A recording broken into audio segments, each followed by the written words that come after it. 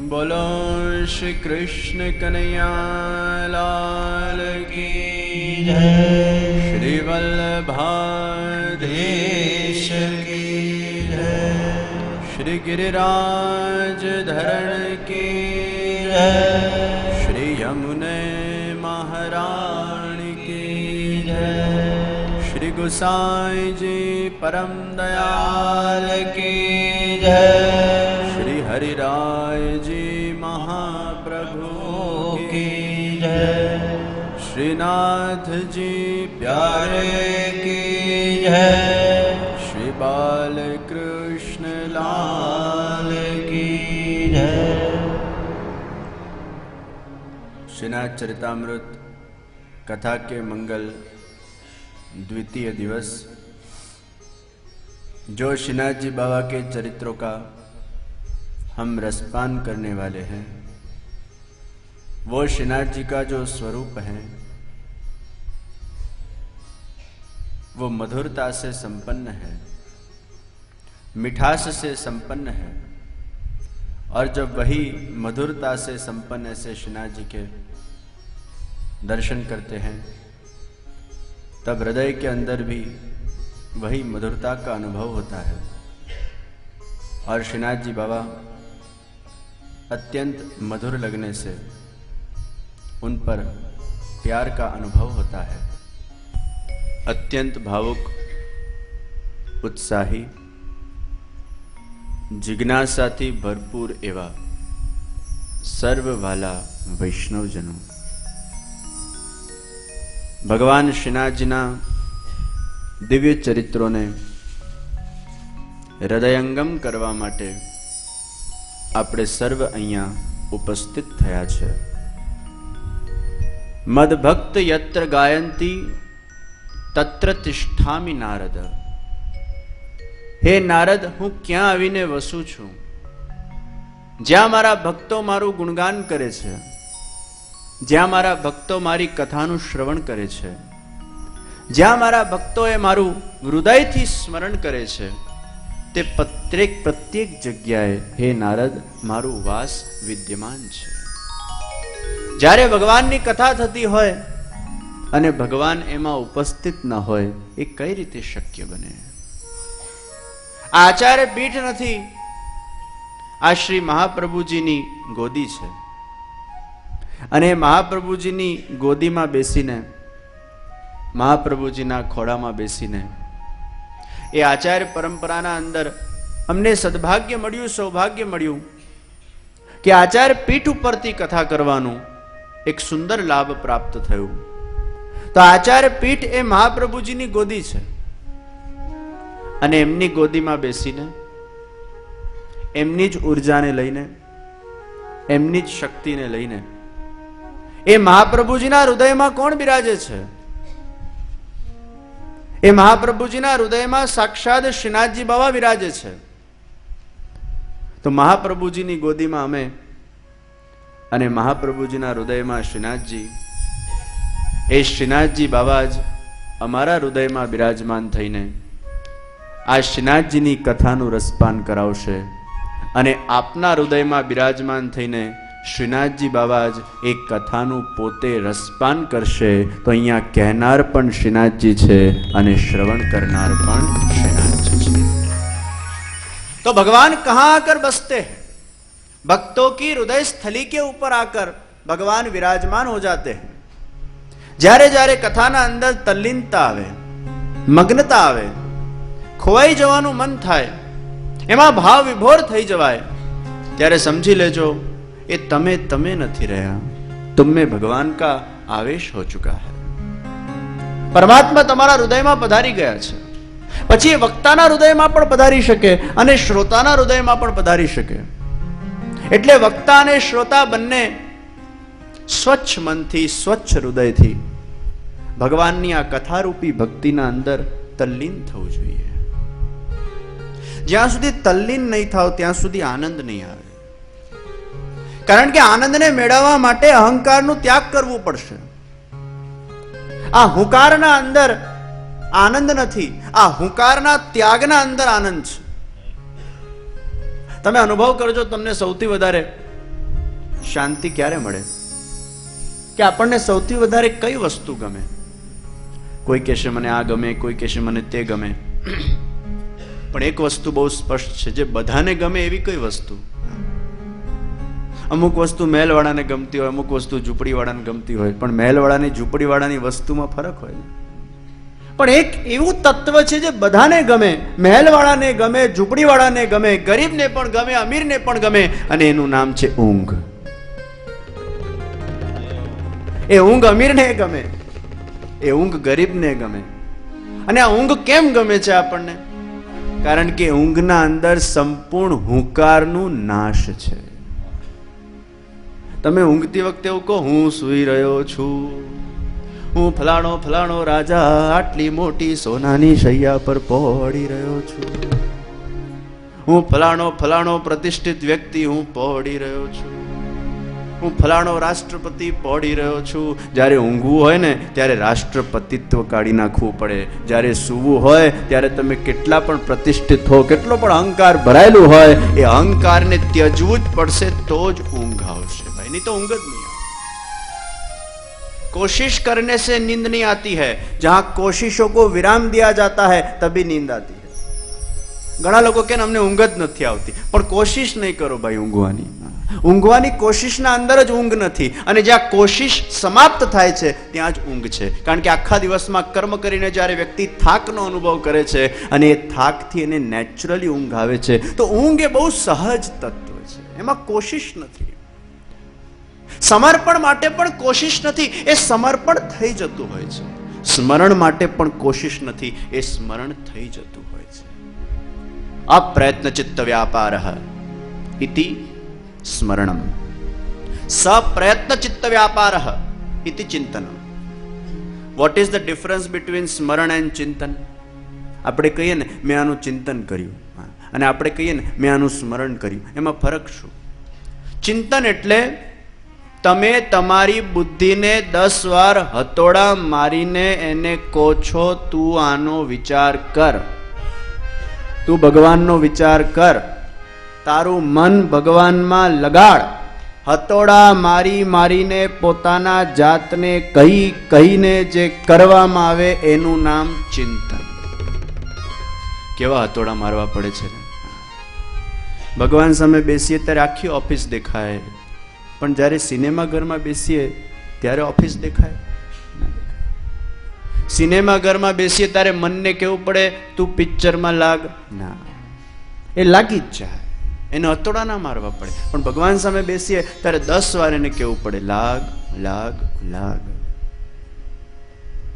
Cinema ઘરના અંદર ક્યારે ભગવાન યાદ આવે? ઉલટું પેલાનો ફોન વાગતો હોય ને ક્લાઇમેક્સ નો સીન ચાલતો હોય તો આપણે એને 10 વાર કહીએ ચૂપ કર, સરસ સીન ચાલે છે, ડોન્ટ ડિસ્ટર્બ મી.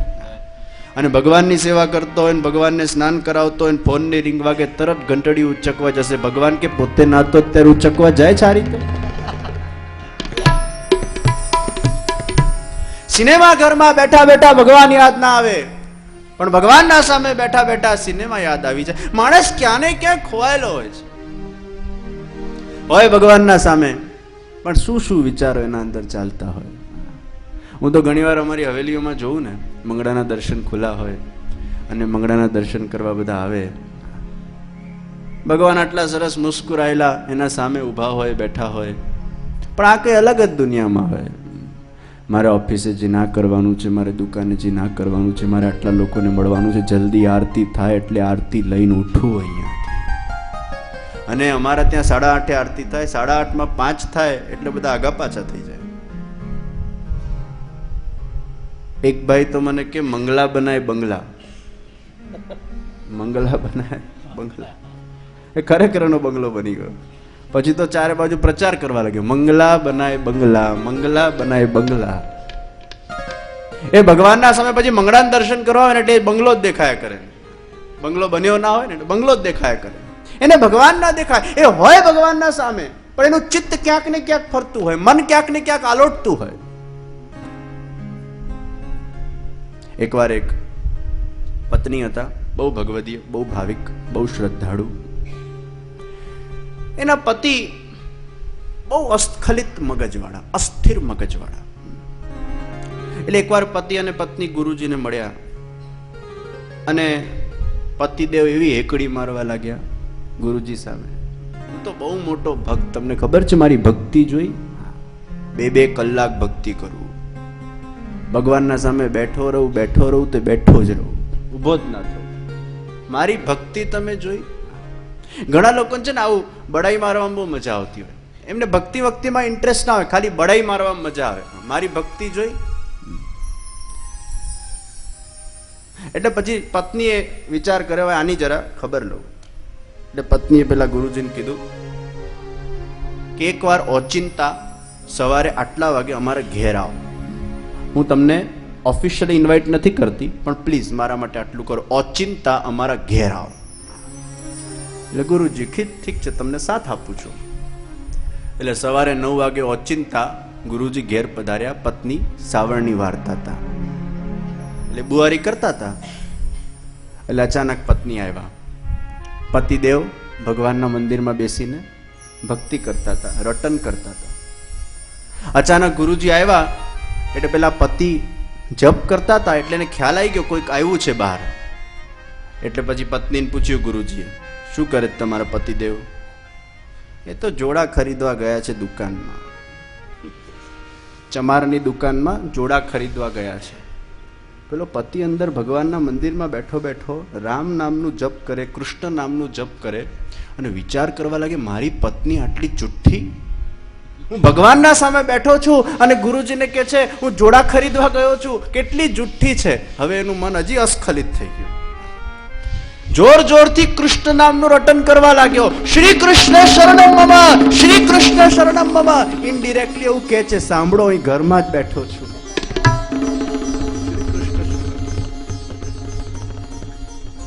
પછી પેલા ગુરુજી કે આ ઘરે જ તો અવાજ આવી રહ્યો છે તમારા પતિનો. અરે તમે પણ અંચાઈ ગયા એમની ભક્તિથી. ના, એ ચમારની દુકાનમાં જોડા ખરીદે છે. ગુરુજી કહે છે કમાલ છે, અવાજ આવી રહ્યો છે, ચમારની દુકાનમાં જોડા ખરીદે છે. પત્ની કહેવા લાગ્યા એ જોડા જ ખરીદે છે. પછી તો પતિથી રહેવાયું નહીં, રૂમમાંથી જપની માળા બાજુમાં મૂકી અને દોડતો આવ્યો, હું ચમારની દુકાનમાં નહીં, અહીંયા ઘરમાં બેઠો છું, મારી પત્ની જુઠ્ઠી છે. પત્ની કહે છે જુઠ્ઠું તમે બોલો છો, ભગવાનના મંદિરમાં હતા કે જોડાની દુકાનમાં હતા? પતિ એક ક્ષણ માટે વિચાર કર, તારી વાત તો સાચી હતી, હું જ્યારે જપ કરતો હતો ને ત્યારે ખરેખર પેલા જોડાની દુકાનમાં પેલા સાથે વાટાઘાટ કરતો હતો, ભાવ ઓછો કર, ભાવ ઓછો કર, ભાવ ઓછો. પતિ કેલા તને ક્યાંથી ખબર પડી? એ કહે છે રાત્રે સૂતા પહેલા તમે નહોતા બોલતા મારે નવા જોડા ખરીદવાના છે અને હું દુકાને જવાનો છું, સૂતા પહેલા જે વિચાર આવે એ જ સવારે ઉઠતા વિચાર આવે. ભગવાનના સામે નથી, એ દુકાનમાં પહોંચી ગયો છે. અરે મનને કેવું પડે છે હતોડા મારીને તું લાગ લાગ લાગ. તો હતોડા મારીને જ્યારે મનને કહેવામાં આવે તું લાગ, એનું નામ ચિંતન છે. કોન્શિયસ એફર્ટ પુટ કરીને જ્યારે મનને એક જગ્યાએ લગાડવામાં આવે એનું નામ ચિંતન. પણ એફર્ટલેસલી, સહજતાથી જ્યારે મન ભગવાનમાં લાગી જાય એનું નામ છે સ્મરણ. સ્મરણના અંદર પ્રેમ છે, એમાં એફર્ટ નથી. ઘણી બધી વસ્તુ છે ને તમે વિથ એફર્ટ કરો છો અને ઘણી બધી વસ્તુ તમે એફર્ટલેસલી કરો છો. જેમાં પ્રેમ હશે એમાં એફર્ટલેસલી કર્મ થશે અને જેમાં સ્વાર્થ હશે એમાં વિથ એફર્ટ કર્મ થશે. તમે સ્વાર્થથી કર્મ કરજો એમાં એફર્ટ્સની મહત્તા છે અને તમે પ્રેમથી કર્મ કરજો એમાં સહજતા છે, કારણ કે એમાં અંતરથી તમારું હૃદય એ વસ્તુ કરવા માંગે છે. તમે કરતા નથી, તમારાથી થઈ જાય છે, वो हो जाता है. પ્રેમ કે અંદર સહજતા है. ધ્યાન કરીને પ્રેમ થાય કે પ્રેમ કરો એનું ધ્યાન થાય? ધ્યાનમાં એફર્ટ છે, તમારે મનને શાંત કરવું પડે છે, ઓટો સજેશન્સ આપવા પડે છે, શાંતિ શાંતિ શાંતિ. વિચારોને કાઢવા પડે છે, પહેલા વિચારો આવે છે, પછી વિચારો નીકળે છે, પછી મન શાંત થાય છે, બે આંખના વચ્ચે તમારું મગજ સ્થિર થાય છે. આમાં એફર્ટ્સ છે. ધ્યાન માર્ગમાં, યોગ માર્ગમાં એફર્ટ છે. ભક્તિ एफर्टलेस है. ध्यान करके प्रेम नहीं होता, लेकिन जिससे प्रेम होता है फिर उसका ही ध्यान होता है. કોઈ પણ પ્રેમી કે પ્રેમિકાને તમે એવું કહેતા સાંભળ્યા, પેલા પ્રેમિકાને મારે મળવા જવાનું છે ને એટલે 10 મિનિટ એનું ધ્યાન કરું, એટલે જરા કોન્સન્ટ્રેશન રે પ્રેમના અંદર. ध्यान કરીને प्रेम ना થાય ભાઈ. जिससे प्रेम होता है फिर उसका ही ध्यान होता है. કેમ કે પ્રેમના અંદર એ તાકાત છે કે નેચરલી એ વ્યક્તિ, વસ્તુ, વિષય એ તમારા હૃદયના અંદર આવી જાય છે. પછી તમને એનો જ વિચાર આવે છે. વિચાર કરવાનો એફર્ટ નથી, પણ વિચાર આવી જાય છે. અને આ પ્રેમમાં તો એવું ધ્યાન થાય છે કે એ તમારા મસ્તિષ્કમાંથી જતો જ નથી. આંખો કો ભી લે ડૂબેગા દિલ કા પાગલપન, જો મિલતા હૈ ઉસકા ચહેરા તુજસા લગતા. પછી એ દેખાય છે. તમને જેમાં પ્રેમ હશે તમને એ જ દેખાયા કરશે. એના માટે સાંભળવું ગમશે. ભગવાન જયારે વ્રત છોડીને પધારી ગયા અને ગોપીઓને બહુ જયારે ભગવાનની યાદ આવી ત્યારે ગોપીઓ ધ્યાન કરે છે. ઉદ્ધવજી આવ્યા અને ગોપીઓને કહેવા લાગ્યા, તમે ધ્યાન કરો છો? અરે ધ્યાન તો ભગવાનને મનમાં લાવવા માટે કરવું પડે અને તમે ધ્યાન કરો છો.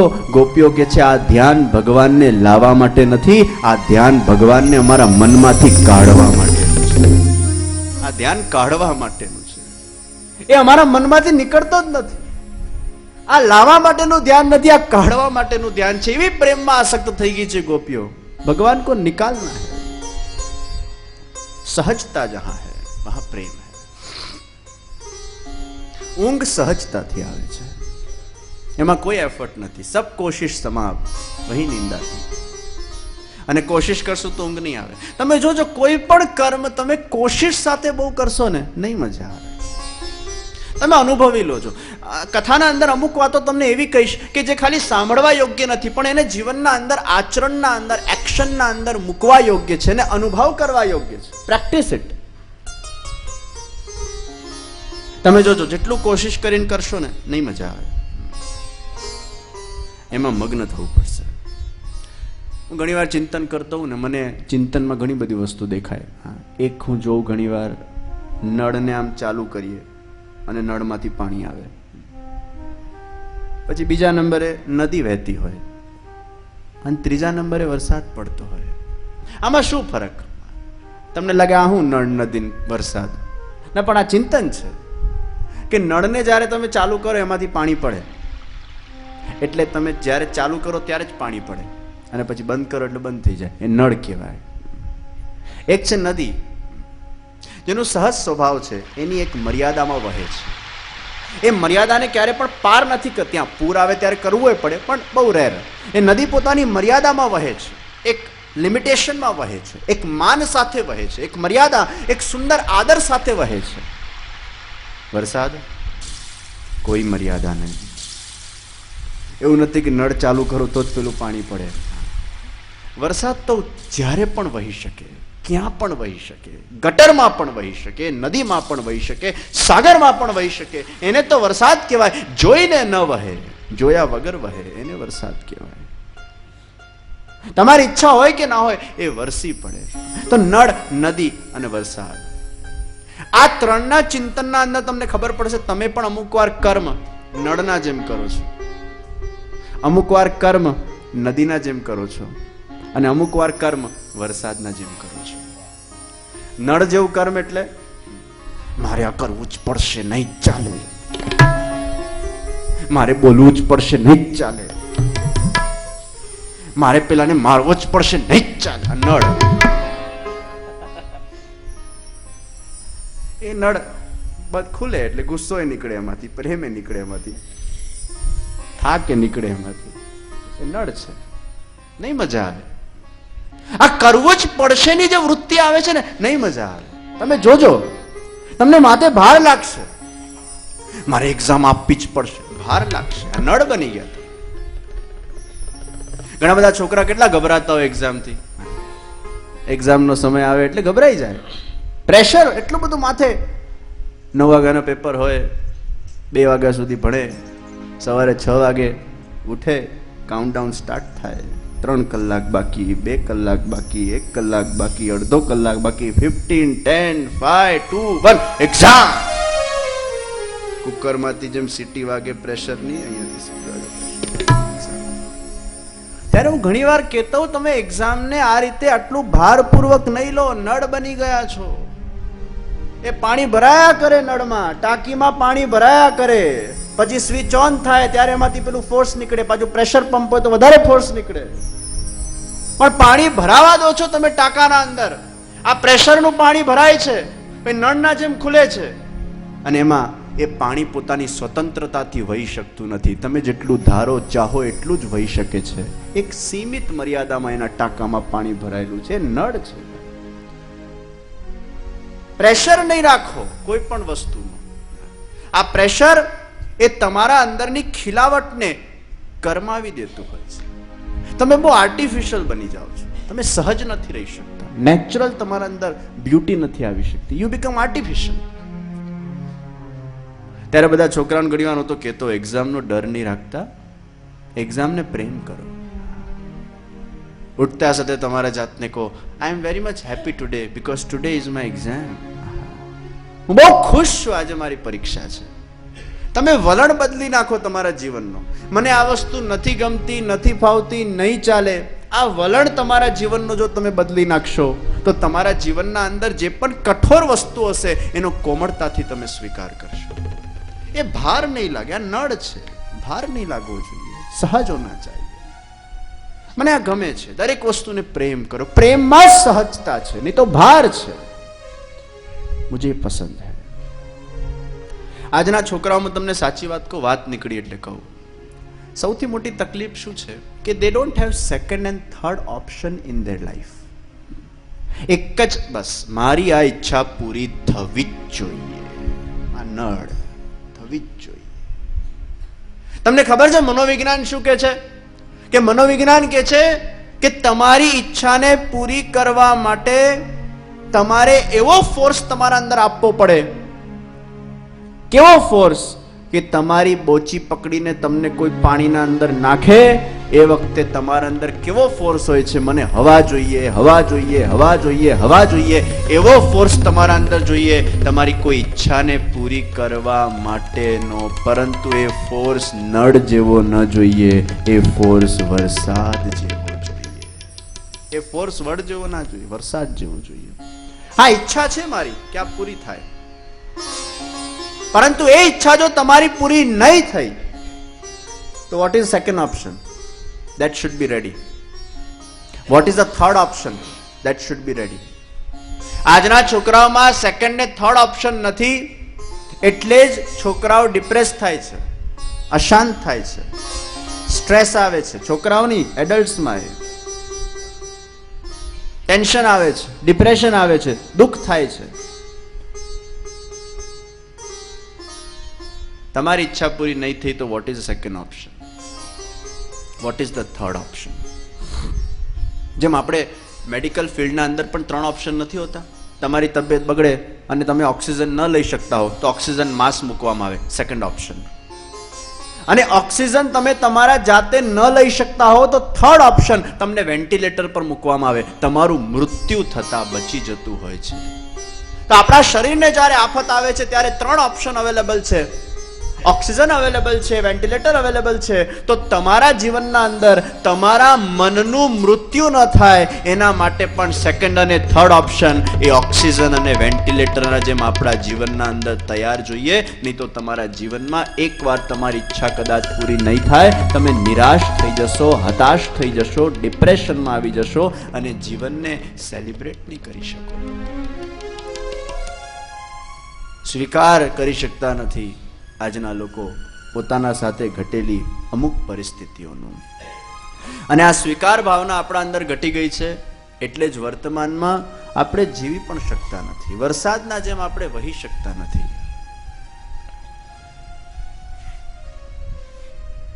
મને એક જણાએ પૂછ્યું, જે સુખની ડેફિનેશન શું? મેં કીધું સુખની ડેફિનેશન ઊભી કરવી એનું જ નામ દુઃખ. કેમ કે તમે બાંધો છો નળના જેમ. મને આ મળશે તો જ મને સુખ મળશે, મારી આ ઈચ્છા પૂરી થશે તો જ મને સુખ મળશે, મારા સાથે આવું થશે તો જ મને ગમશે. આપણે કેટલા પોતાના જાતને બાંધીને રાખ્યા છે. સુખ is not depend dependent, but સુખ ઇઝ ઓલવેઝ ઇન્ડિપેન્ડન્ટ. તમે બીજાથી ક્યારે પણ સુખની અપેક્ષા રાખી શકતા નથી. તમારે પોતે જ સુખી થવું પડે છે, તો તમારાથી પણ બીજા વ્યક્તિ સુખી થશે. પણ તમે જો ડિપેન્ડન્ટ રહેશો, મારી પત્ની મારા સાથે આ રીતે વ્યવહાર કરે તો જ મને સુખ મળે, મારો પતિ મારા સાથે આ રીતે બોલે તો જ મને સુખ મળે, મારી સાસુ મારા સાથે કોમળતાથી વ્યવહાર કરે તો જ મને સુખ મળે, મારો છોકરો મારું કયું માને તો જ મને સુખ મળે. આ એક્સપેક્ટેશન જ દુઃખનું કારણ છે.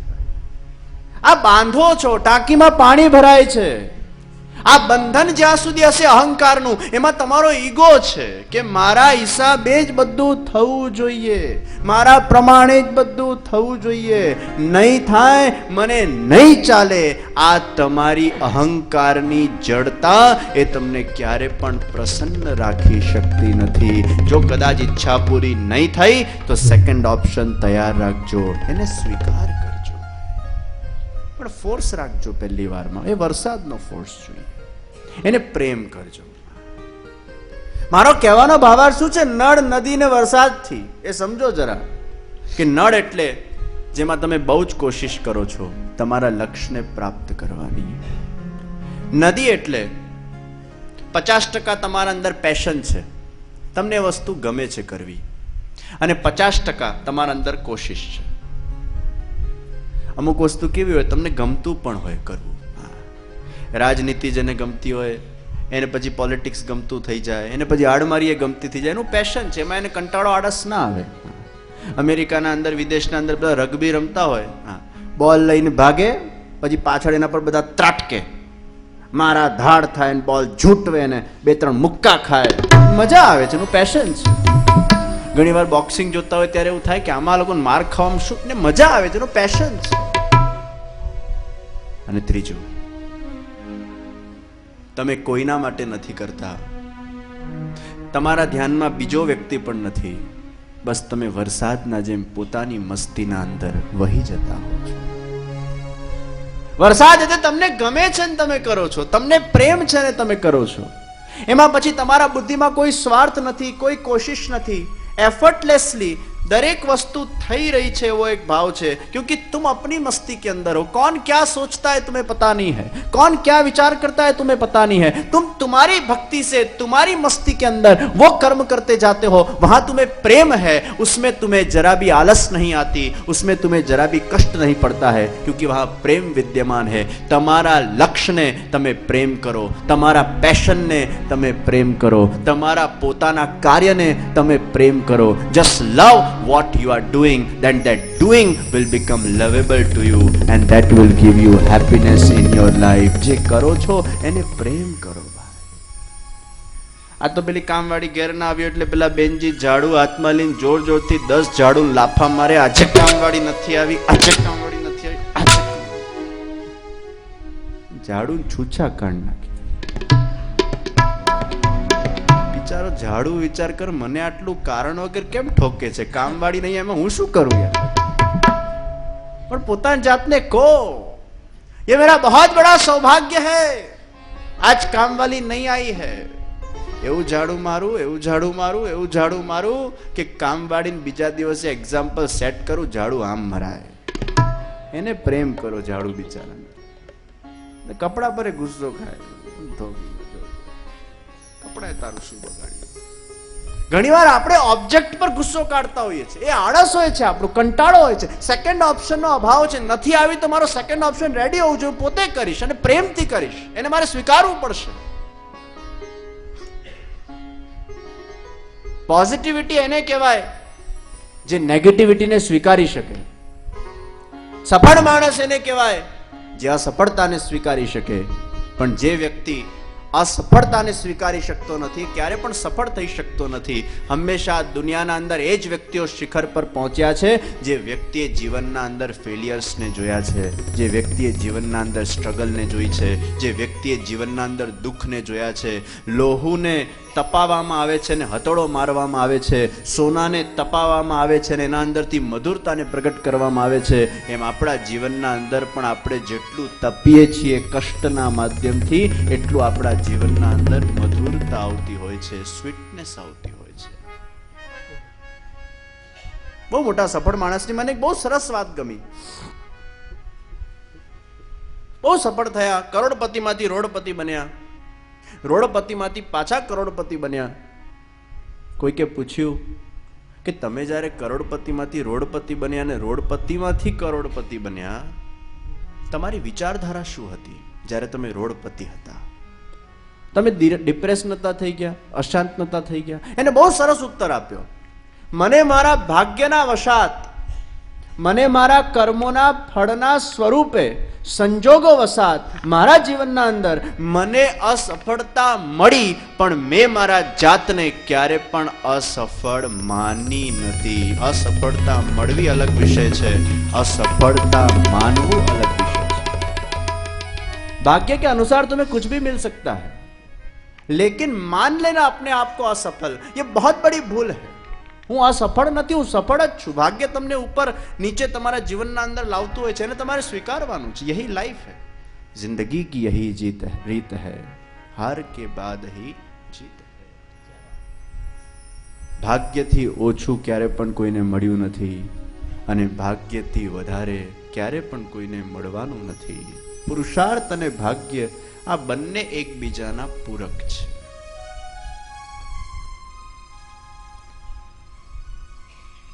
રાજા વિક્રમાદિત્ય બહુ મોટા રાજા, અને આપણા ત્યાં વિક્રમ સંવત ચાલે છે, એમના નામથી ચાલે છે વિક્રમ સંવત, તમને ખ્યાલ હોય તો.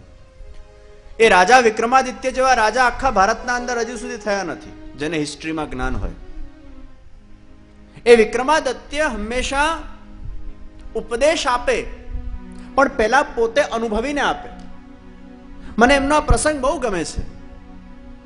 એમના પાસે એકવાર ભાગ્ય અને પુરુષાર્થ મનુષ્ય વેશ ધારણ કરીને આવ્યા. ભગવાને એમની પરીક્ષા કરવા માટે મોકલ્યા. ભાગ્ય કે છે પુરુષાર્થ કરતા હું મોટો, અને પુરુષાર્થ કે છે ના, તારા કરતા હું મોટો. ભાગ્ય કે છે હું મોટો, પુરુષાર્થ કે છે હું મોટો. તો ઝઘડો થયો ભાગ્ય અને પુરુષાર્થ વચ્ચે, તું મોટો કે હું મોટો. કારણ કે મનુષ્યને જ્યારે ફળ મળે ત્યારે મનુષ્ય વિચાર કરે આ તો મારા ભાગ્યથી મળ્યું, એટલે પુરુષાર્થ વિચાર કરે તો મેં કર્યું આટલું બધું મહેનત એનું શું. જો ભાગ્યથી જ ફળ મળતું હોય તો પુરુષાર્થની જરૂર જ નથી. ત્યારે પેલો પુરુષાર્થ કે ના, ભાગ્યથી નહીં, એ મહેનત કરે છે એટલે ફળ મળે છે. ભાગ્ય કે છે મહેનત કેટલી પણ કરી લે, ભાગ્યમાં લખેલું એ જ મળતું હોય છે, હું મોટો. પેલો કે હું મોટો. ઝઘડો થયો. ગયા વિક્રમાદિત્ય પાસે, કોણ મોટો? રાજાએ કીધું મને થોડોક સમય આપો, હું અનુભવું જરા પોતે કે ભાગ્ય મોટો કે પુરુષાર્થ મોટો. રાજા વિક્રમાદિત્ય વેશ બદલીને બીજા રાજ્યના અંદર નોકરી માંગવા ગયા. એક દુકાનદારના ત્યાં એમને નોકરી મળી. દુકાનદારે પૂછ્યું તારા અંદર શું આવડત? વિક્રમાદિત્ય બોલ્યા જ્યારે કોઈ પણ ઇમરજન્સીમાં તમે મને યાદ કરશો, જે પણ આવડતની તમને જરૂર હશે એ મારા અંદર છે. મેં સંકટ કી ચાબી. દુકાનદારે રાખ્યા એમને નોકરીએ. અચાનક દુકાનદાર વિદેશ જવાનું થયું, પરદેશ જવાનું થયું, સાગર પાર કરવાનું થયું. જહાજમાં બેઠા છે બધા, 15, 20, 50 જણા છે. જહાજ નીકળી ગયું છે સમુદ્રના અંદર. અચાનક સમુદ્રમાં તુફાન આવ્યો. એક ટાપુ સામે દેખાયું, ત્યાં જહાજને પાર્ક કર્યું, લંગર નાખ્યું, જહાજ રોકાયું. હવે જ્યારે તોફાન શાંત થયું ત્યારે જહાજે ફરી નીકળવાનું હતું પોતાની દિશા તરફ. લંગર નીકળે નહીં, કોણ જાણે એવું ચોંટી ગયું છે કે નીકળતું નથી. એટલે દુકાનદારને અચાનક પેલા નોકરની યાદ આવી કે આ માણસે કીધેલું કે મેં સંકટ કી ચાબી હું. વિક્રમાદિત્ય આવ્યા, પાણીના અંદર ગયા, લંગરને સહજ રૂપે કાઢી નાખ્યું, જહાજ ચાલવા માંડ્યું. હજી તો વિક્રમાદિત્ય ઉપર આવ્યા, કોણ જાણે જહાજ એવી તીવ્ર ગતિથી આગળ વધ્યું કે બધા લોકો કોણ જાણે એવા ભૂલી ગયા. વિક્રમાદિત્ય ત્યાં ને ત્યાં જ ટાપુ પર રહી ગયા. ઘણીવાર જીવનમાં આવા કોઇન્સિડન્સીસ થતા હોય છે. हम कहाँ थे और कई बार कहाँ अपने आप को पाते हैं. हम क्या करना चाहते थे और कई बार क्या हो जाता है. અને પછી આપણે ઘણીવાર જોઈએ કે મારા લાઈફમાં આવું ટ્વિસ્ટ ક્યાંથી આવી ગયું. ક્યાં પહેલા આપણે ભૌતિકવાદમાં હતા, ક્યાંક કોઈક સત્સંગ મળી જાય અને આપણે આધ્યાત્મિક માર્ગમાં જતા રહીએ. ક્યાં આપણે કોઈક વાર આ ખોટી દિશામાં જતા હોઈએ અને ક્યાં આપણે કોઈ સાચી દિશામાં વળી જઈએ. આવા ટ્વિસ્ટ દરેકના જીવનમાં આવે છે. કહાની में ट्विस्ट वो पिक्चर में नहीं आते हैं, लेकिन कहानी में ट्विस्ट हमारे जीवन में भी आते हैं. हम कहाँ जाना चाहते थे, कहाँ पहुंच गए. હું ઘણી વાર વિચાર કરું, ચિંતન કરું ને તો મને કીડી બહુ ગમે ચિંતનમાં. આઈ લાઈક કીડી અ લોટ. બિચારી બહુ નિષ્કામ. તો હું ઘણી વાર કીડીઓને જોતો હોઉં અને કીડી આમ જતી હોય ને એટલે હું કીડીને આમ લઉં, પછી એને નિરખીને આમ મૂકી દઉં એટલે બિચારી આમ જવા લાગે. કીડી આમ જતી હોય પછી લઈને આપણે આમ મૂકીએ, બિચારી આમ જવા લાગે. એ ઈસ્ટમાં હતી ને વેસ્ટમાં જવા લાગે. એટલે ઘણી વાર હું વિચાર કરું, બિચારી કીડી આમ જતી હતી, મેં એને આમ મોકલી આપી. એને તો ખબર નથી હું ક્યાં જઈ રહી છું, એને તો દિશા નથી ખબર. એના પાસે ક્યાં નેવિગેશન સિસ્ટમ હોય છે આપણા જેમ. એમ આપણે ભગવાન સામે કેવા? કીડી જેવા. આપણે ભગવાન સામે કેવા? કીડી જેવા. આપણે કોઈ વાર આમ જતા હોઈએ ને એટલે ભગવાન એવું ટ્વિસ્ટ લાવે કહાનીમાં, ઉચકીને સીધા ચામ જા.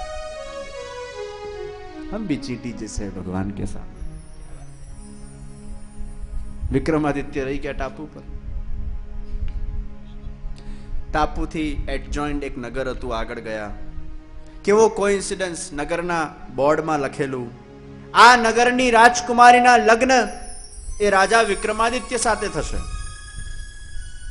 વિક્રમાદિત્ય હજી અંદર ગયા, રાજમહેલમાં ગયા. राजकुमारी मड़ी. कौन हो तुम? मैं वही हूं जिसकी तुम प्रतीक्षा करके बैठी हो. अरे तुम विक्रमादित्य हो? हाँ, मैं वही राजा हूं जिसकी तुम प्रतीक्षा करके बैठी हो. लग्न थया राजाना. राजा राણીને લઈને પોતાના રાજ્ય સુધી જતા હતા. એક સન્યાસી મળ્યા. રાજાની વિનમ્રતાને જોઈને પ્રસન્ન થયા અને રાજાને કીધું, લો હું તમને એક છડી આપું છું. આ છડી બહુ ચમત્કારિક છે. રાતના સુતા પહેલા જે આભૂષણ માંગશો આ છડી પાસે તમને પ્રાપ્ત થશે. બહુ ચમત્કારિક છડી છે. અને બીજી તમને એક માળા આપું છું. આ માળા પહેરશો તમારા બધા કાર્ય સિદ્ધ થશે. તમે લોકોને નહીં દેખાવો પણ તમે લોકોને જોઈ શકશો. બે ચમત્કારિક વસ્તુ આપી. રાજા રાણીને લઈને પોતાના રાજ્યમાં આવ્યા. એક માળી અને બ્રાહ્મણ મળ્યા. આપણું પણ આવું જ જીવન હોય છે. ક્યાંકથી ક્યાંક ભટકતા ભટકતા ભટકતા ભટકતા ક્યાંક રહી ગયા, ક્યાંક ચડી ગયા, ક્યાંક પહોંચી ગયા, ક્યાંક શું થઈ ગયું. એ આપના હી જીવન છે. એક માળી મળ્યો અને એક બ્રાહ્મણ મળ્યો. એ માળી અને બ્રાહ્મણે કીધું, હે મહારાજા, અમે આપના રાજ્યના અંદર છેલ્લા 20 વર્ષથી નોકરી કરીએ છીએ. તમારા બગીચાને અમે સાચવીએ છીએ, પણ આજ દિન સુધી અમને કઈ પુરુષાર્થનું ફળ નથી મળ્યું. અમને પૈસા નથી મળ્યા. અમે ગરીબ છીએ. રાજાએ કીધું, લે માળી, તને આ માળા પહેરાવું. માળીને માળા પહેરાવી છે. તારા બધા કાર્ય સિદ્ધ થશે. લો બ્રાહ્મણ, તમને આ છડી આપું છું. રાત્રે આભૂષણ માંગજો, તમારા બધા કાર્યો સિદ્ધ થશે. રાજાએ એ છડી અને એ માળી અને બ્રાહ્મણને આપીને રાજમહેલમાં બિરાજમાન થયા. હવે પાછા ભાગ્ય ને પુરુષાર્થ થાય. ભાગ્ય પુરુષાર્થ સામે ઉભા છે ને કહેવા લાગ્યા, કોણ બડા હે હમસે? રાજા વિક્રમાદિત્ય બોલવા લાગ્યા, મારા ભાગ્યથી મને છડી અને માળા મળી, એ મારું ભાગ્ય હતું. પરંતુ પેલા માળી અને બ્રાહ્મણ 20 વર્ષથી પુરુષાર્થ કરતા હતા. તેમના પુરુષાર્થના ફળ સ્વરૂપે એમને માળા અને છડી મેં પ્રદાન કરી દીધી. હે ભાગ્ય અને પુરુષાર્થ, તમારામાંથી કોઈ મોટો નથી. તમે બંને એકબીજાના પૂરક છો. ભાગ્ય અને પુરુષાર્થ બંને એકબીજાથી જોડાયેલા છે. પુરુષાર્થ વગર દુનિયાના અંદર કંઈ જ મળતું નથી. પણ એટલું સત્ય છે કે જેટલું ભાગ્યમાં હોય છે એટલું જ એને મળતું હોય છે. ભાગ્ય और पुरुषार्थ एक दूसरे के पूरक है.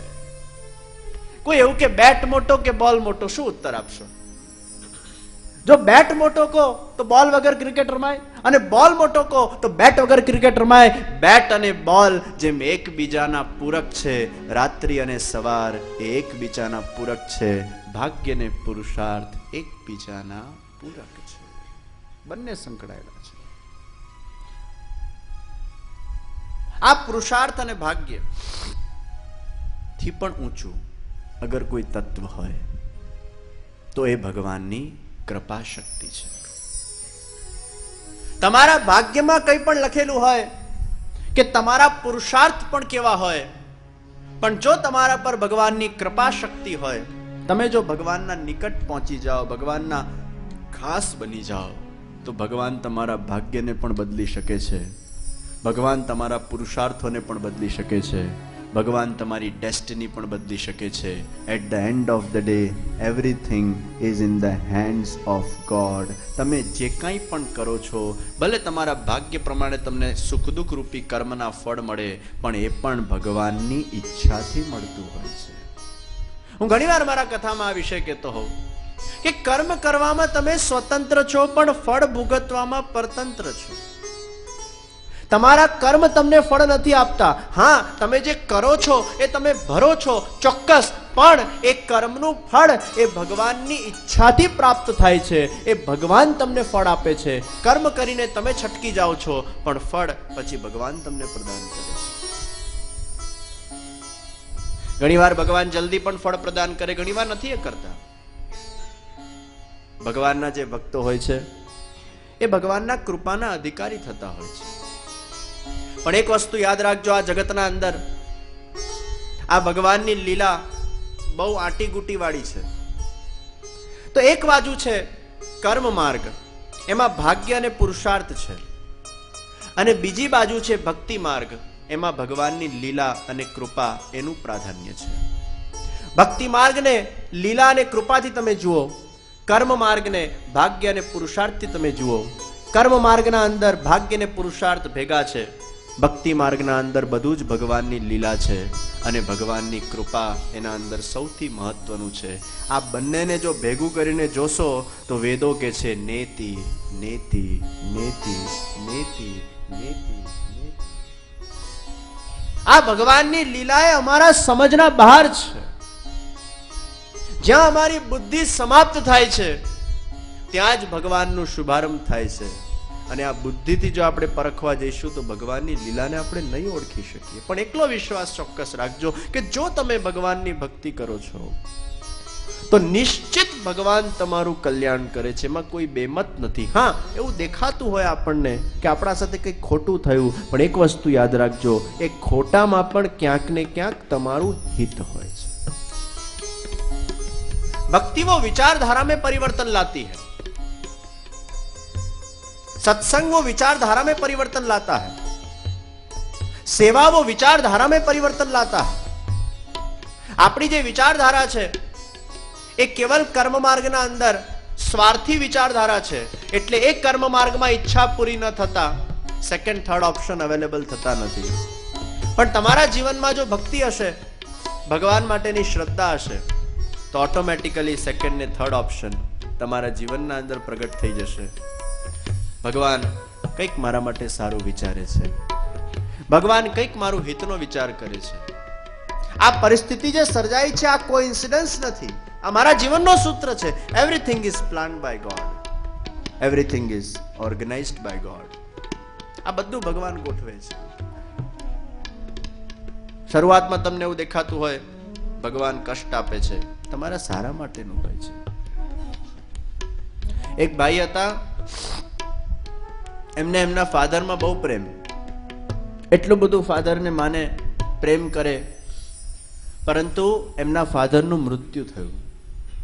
અને કઈ રીતે મૃત્યુ થયું? એ શ્રીનાથજીના દર્શન કરવા ગયા નાથદ્વારામાં, અને રિટર્ન થતા હતા અને મરી ગયા. એટલે પેલા છોકરાએ નક્કી કરી લીધું, શ્રીનાથજીની ભક્તિ હવે જિંદગીમાં બીજી વાર કરવાનો નથી. મારા ફાધરને શ્રીનાથજી બાબાએ લઈ લીધા. I don't want to do ભક્તિ ઓફ શ્રીનાથજી. મારે ભગવાનની જ ભક્તિ નથી કરવી. એટલું બધું અટેચમેન્ટ હતું એમના ફાધર સાથે કે ડિટેચમેન્ટને સહી ન શક્યા. અને નક્કી કર્યું, હું કોઈ મંદિરનું પગથિયું નહીં ચડું, હું ભગવાનના દ્વાર પર નહીં જાઉં. ઘણી બધી વાર આવું થતું હોય, લોકો વિચાર કરી લે. એક વૈષ્ણવ પરિવાર હતા, અચાનક એમના પતિ ખોવાઈ ગયા. એટલે પરિવાર વાળા બધા ચિંતિત. પછી 2 દિવસ પછી મારા પાસે આવ્યા, અને આજે એકદમ ખોવાઈ જાય, ફોન બંધ, કોન્ટેક્ટ નહીં, કઈ નહીં, તો ખોટા ખોટા વિચારો આવે. શું એક્સિડન્ટ થયું હશે, આપઘાત કર્યો હશે, શું થયું હશે, કોઈને પણ વિચાર આવે, સ્વાભાવિક છે. પછી મમ્મીની દીકરી મારા પાસે આવે, દીકરી મને કે જે મારી ભક્તિ મમ્મીની જો સાચી હશે ને પપ્પા પાછા ચોક્કસ આવશે, જો સાચી હશે તો. મેં દીકરીને કીધું આ રીતે જોનતોમાં વાત ના કર બાપા, તું દુનિયાના અંદર ભગવાનની ચોક્કસ કૃપા થશે, ચોક્કસ તારા પિતા પાછા આવશે, તું એની ચિંતા નહીં કર. પણ લાઈફમાં ભલે અત્યારે તારા પિતા પાછા આવી જાય, બીજી કોઈ પરિસ્થિતિ તારા લાઈફમાં આવે, પણ તું આ રીતે જો જોને તો કરશે કે મારી ભક્તિ સાચી હશે તો ભગવાન આમને બચાવી લેશે. જવાનું તો એક ને એક દિવસ બધાય છે ભાઈ. અને આ રીતે જો આપણે ભગવાનની ભક્તિ સાથે આ રીતે જો કનેક્ટ કરશું કે ભગવાન જો મારી તારા પર આસ્થા દ્રઢ હોય તો તું મારા સાથે આવું નહીં કરે, આ સોદાબાજી ભગવાન સાથે ન થાય, આ બિઝનેસ ભગવાન સાથે ન થાય ભાઈ. આ ભગવાનની લીલા છે, ये सत्य है जगत का, जो आता है उसको जाना पड़ता है. અને લાઈફમાં કોઈ પણ જાતની ક્રિટિકલ પરિસ્થિતિને સ્વીકાર કરવાની આપણા અંદર શક્તિ હોવી જોઈએ કે હું તૈયાર છું ભગવાન, તું મારા લાઈફમાં કેટલા પણ દુઃખ આપ, કેટલી પણ ચેલેન્જ આપ, પણ મને તારો આશરો છે, મારું મન ક્યારે પણ અસ્થિર નહીં બને. દુઃખથી ગભરાશો નહીં. મેં આજે સવારે કીધેલું, દુઃખ સે ડરના મત. આ દુઃખથી ડરો છો ને એટલે સુખ નથી આવતું. વરસાદના જેમ ખુલ્લા થઈ જાઓ, નળ નહીં બનતા ભાઈ. प्रेम करो जिंदगी से, प्रेम करो अपने आप से, प्रेम करो इस जीवन से, तो तुम्हारे अंदर प्रेम का बरसात आएगा. એ વહેવાનું આવશે તમારા અંદર, અહંકારનો નાશ થશે, અહંકારની જડતા જતી રહેશે અને વરસાદના જેમ તમે વહેતા જશો, સહજ રૂપથી જીવનને જીવતા જશો. એ જીવન તમારા માટે રમત બની જશે, અપ્સ એન્ડ ડાઉન્સ તમારા માટે રમત બની જશે. Don't take life as a problem. If you take life as a problem, then that life is giving you pain. But when you take life as a challenge, then the life will become a game for you. Even if you lose or win, you are happy because you are taking the life as a game. और રમતના અંદર હાર જીત એ થતી હોય છે. મેં દીકરીને કીધું જોન તોની વાત નહીં કર, ચોક્કસ તારા પિતા પાછા આવશે. ભલે પિતા પાછા આવી ગયા વસ્તુ અલગ છે, ખુશ થઈ ગઈ, પાછા ત્રીજા દિવસ આવ્યા. મેં કીધેલું મારી ભક્તિ, મેં કીધું જો પાછું તું બોલી.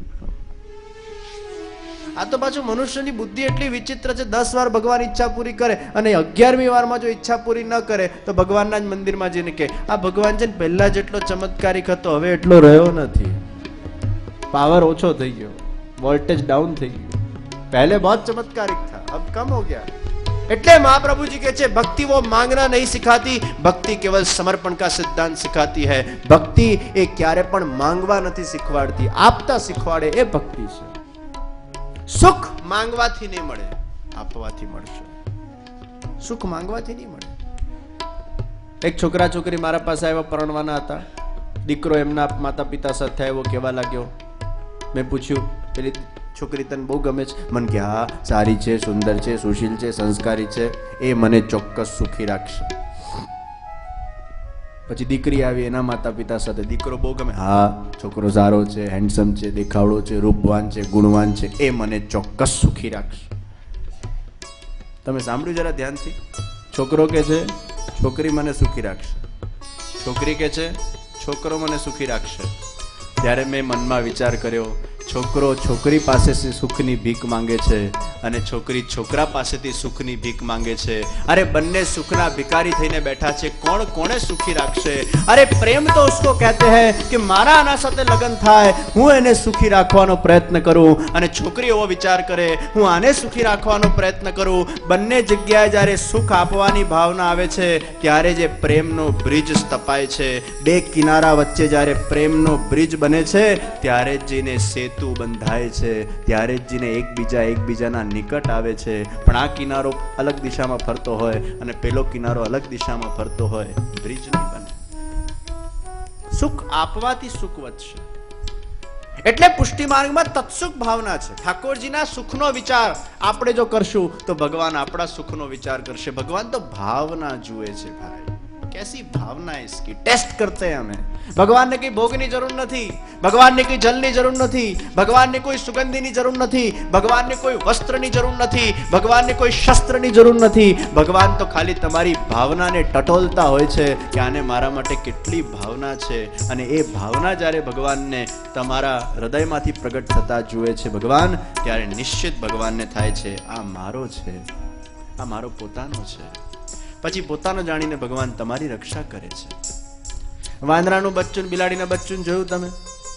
વાંદરાનું બચ્ચું હોય એ માં ને પેલું વાંદરું પકડે એટલે બાળકે માને પકડેલું હોય, એટલે એક ઝાડ પરથી બીજા ઝાડ પર જ્યારે વાંદરું કૂદકું મારે ને ત્યારે માં પેલા દીકરાને કે બરાબર મન પકડજે નહીં તો ગયો, એટલે પેલો બિચારો દીકરો ડરી ડરીને પકડે। હવે એના હાથમાં જેટલો જોર, જો ઢીલો પડ્યો તો ગયો। વાંદરાનું બચ્ચું એ વાંદરાને પકડે છે, અને બિલાડીનું બચ્ચું બિલાડી પોતાના મોઢામાં એના બચ્ચાને પકડે છે। ડિફરન્સ શું છે? ભક્ત અહીંયા ભગવાનને પકડે છે, અહીંયા ભગવાન ભક્તને પકડે છે। મર્યાદા માર્ગમાં ભક્ત ભગવાનને પકડે છે, પુષ્ટિ માર્ગમાં ભગવાન એ ભક્તને પકડે છે। ભગવાને તમને પકડેલો છે, ભગવાન મેરે સાથ હૈ, અને ભગવાનને નિસ્વાર્થ ભાવે તમે સેવા કરશો ને, નિશ્ચિત રૂપે ભગવાન તમારો ઉદ્ધાર કરવાના જ છે, મોડું વહેલું થાય। એટલે મેં કીધું જોન તો નહીં કરતી ભાઈ, ભક્તિ સોદો ના થાય। પ્રાર્થિતેવા તતઃ કિમ સ્યાત સ્વામ્ય અભિપ્રાય સંશયાત। પ્રાર્થના નહીં है भक्ति में, પ્રાર્થના થાય પણ પોતાના માટે નહીં, નિસ્વાર્થ માટે। પ્રાર્થના થાય તો સમાજ માટે થાય, પ્રાર્થના થાય તો જગત માટે થાય, પ્રાર્થના થાય તો સર્વના સુખ માટે થાય। પ્રાર્થના એ સ્વાર્થના થઈ જશે જો પોતાના માટે કરશો। પ્રાર્થના એ જગત માટે છે, પ્રાર્થના એ વિશ્વ માટે છે, પ્રાર્થના એ સર્વના સુખ માટે છે, પણ પોતાના માટે પ્રાર્થના નથી। એટલે જ મહાપ્રભુજી કહે છે પ્રાર્થના નહીં કરતા, એ તો એકવાર ઈચ્છા પૂરી થશે ને બીજી વાર નહીં થાય તો ભગવાન પર અવિશ્વાસ આવી જશે। તો પિતાજી મર્યા અને પેલા ભાઈ નક્કી કરીને બેઠા ભગવાનના મંદિરે જવાય જ નહીં। કોણ જાણે શું ભગવાને એની બુદ્ધિ ફેરવી। મારા છેલ્લા 2 દિવસ કથામાં આવ્યા, છેલ્લા 2 દિવસ કથામાં આવ્યા। હા, પાદરા તમારા જ સગા છે, સગા તમારો કોણ મિત્ર છે? છેલ્લા 2 દિવસ અકોટાની મારી કથામાં આવ્યા। પછી મારા હવેલી પર મળવા આવ્યા। સત્ય ઘટના કહું છું। મને કે જે હું 4 વર્ષ પછી કોઈ મંદિરનું પગથિયું ચડ્યો છું। મેં કીધું એમ કેમ, અચાનક શું થયું? પછી મને આખો પ્રસંગ કીધો। મને પિતાજીમાં બહુ અટેચમેન્ટ હતું, શ્રીનાથજીને દર્શન કરવા ગયા અને મરી ગયા, એટલે બસ મને ત્યારથી નક્કી કરેલું મારે જવું જ નથી મંદિરમાં। પણ આ 4 વર્ષ પછી પગથિયું ચડું છું। હું છેલ્લા 2 દિવસ આવેલો સત્સંગમાં, અને પછી મારી વિચારધારા બદલાઈ ગઈ। મેં કીધું શું વિચારધારા બદલાઈ? એ કે પહેલા હું એવું વિચારતો હતો કે પિતાજી નાથ દ્વારા ગયા એટલે મૃત્યુ પામ્યા, પણ સત્સંગમાં આવ્યા પછી મારી વિચારધારા એ રીતે બદલાઈ કે ના, મારા પિતાજીનું મૃત્યુ થવાનું જ હતું, એટલે ભગવાને છેલ્લા સમયે દર્શન કરવા એમને બોલાવી લીધા। મૃત્યુ હોને હી વાલા થા, આખિર મેં દર્શન દીધા। મૃત્યુ થવાનું જ હતું। જીવનના અંદર કષ્ટ આવવાનું હોય છે ને, એટલે ભગવાન ભક્તિ કરાવે છે કે કષ્ટને સહી શકો તમે। પણ આપણે એવું વિચાર કરીએ છીએ કે ભક્તિ કરું છું એટલે મને કષ્ટ મળે છે। વિચારધારા એ સત્સંગથી બદલાતી હોય છે જ્યારે જ્ઞાન થતું હોય છે। આ નળમાંથી બહાર નીકળજો, આપણા જીવનને વરસાદના જેવું બનાવવાનું છે। આ નળના પ્રેશરમાંથી, સ્ટ્રેસમાંથી, ટેન્શનમાંથી બહાર નીકળીને પોતાના જીવનના અંદર વરસાદ જેવી ખિલાવટ લાવવાની છે। ક્યારે આવશે? જ્યારે ભગવાન માટે પ્રેમ જાગૃત થશે, ભગવાનની તમે ભક્તિ કરશો, ત્યારે જીવનના અંદર સહજતા આવશે। તુમ કર નહીં રહે હો રહા। આ હો રહા એની ભાવના એ તમારા જીવનને ક્યારે પણ મનને અસ્ખલિત નહીં કરે। નહીં તો અત્યારે 24 કલાકનું તમારું મનનું જો આખું થર્મામીટર કાઢીએ તો 24 કલાકમાં 1 કલાકમાં માઇન્ડની સ્થિતિ આ હોય, બીજી કલાકમાં ફ્રીક્વન્સી આ હોય, ત્રીજી કલાકમાં આ હોય। છીણી ઝીણી વાત આપણા મગજને ક્યાં ને ક્યાં હલાઈને જતી રહે છે ભાઈ। કીડી જેવી બાબત પર આટલું મોટું હાથી જેવું મન વિચલિત થઈ જાય છે। કીડીથી શીખવા જેવું છે. કીડીઓ બિચારી કીડીથી શીખવા જેવું છે.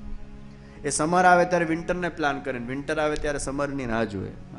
સમર આવે ત્યારે બહાર નીકળીને રિજોઇસ કરે, વિન્ટર આવે ત્યારે શાંતિથી બેઠી રહે. જીવનના અંદર ખરાબ સમય આવતો હોય ત્યારે ધૈર્ય રાખવાનું છે.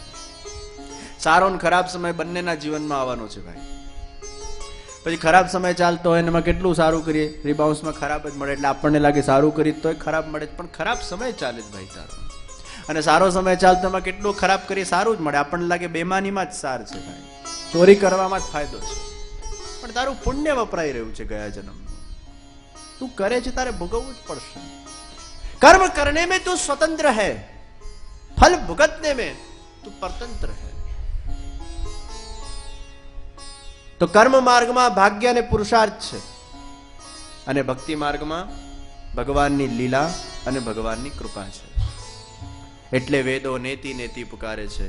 આ ભગવાન અમારા સમજના બહાર છે, આ ભગવાનની લીલા અમારા સમજના બહાર છે.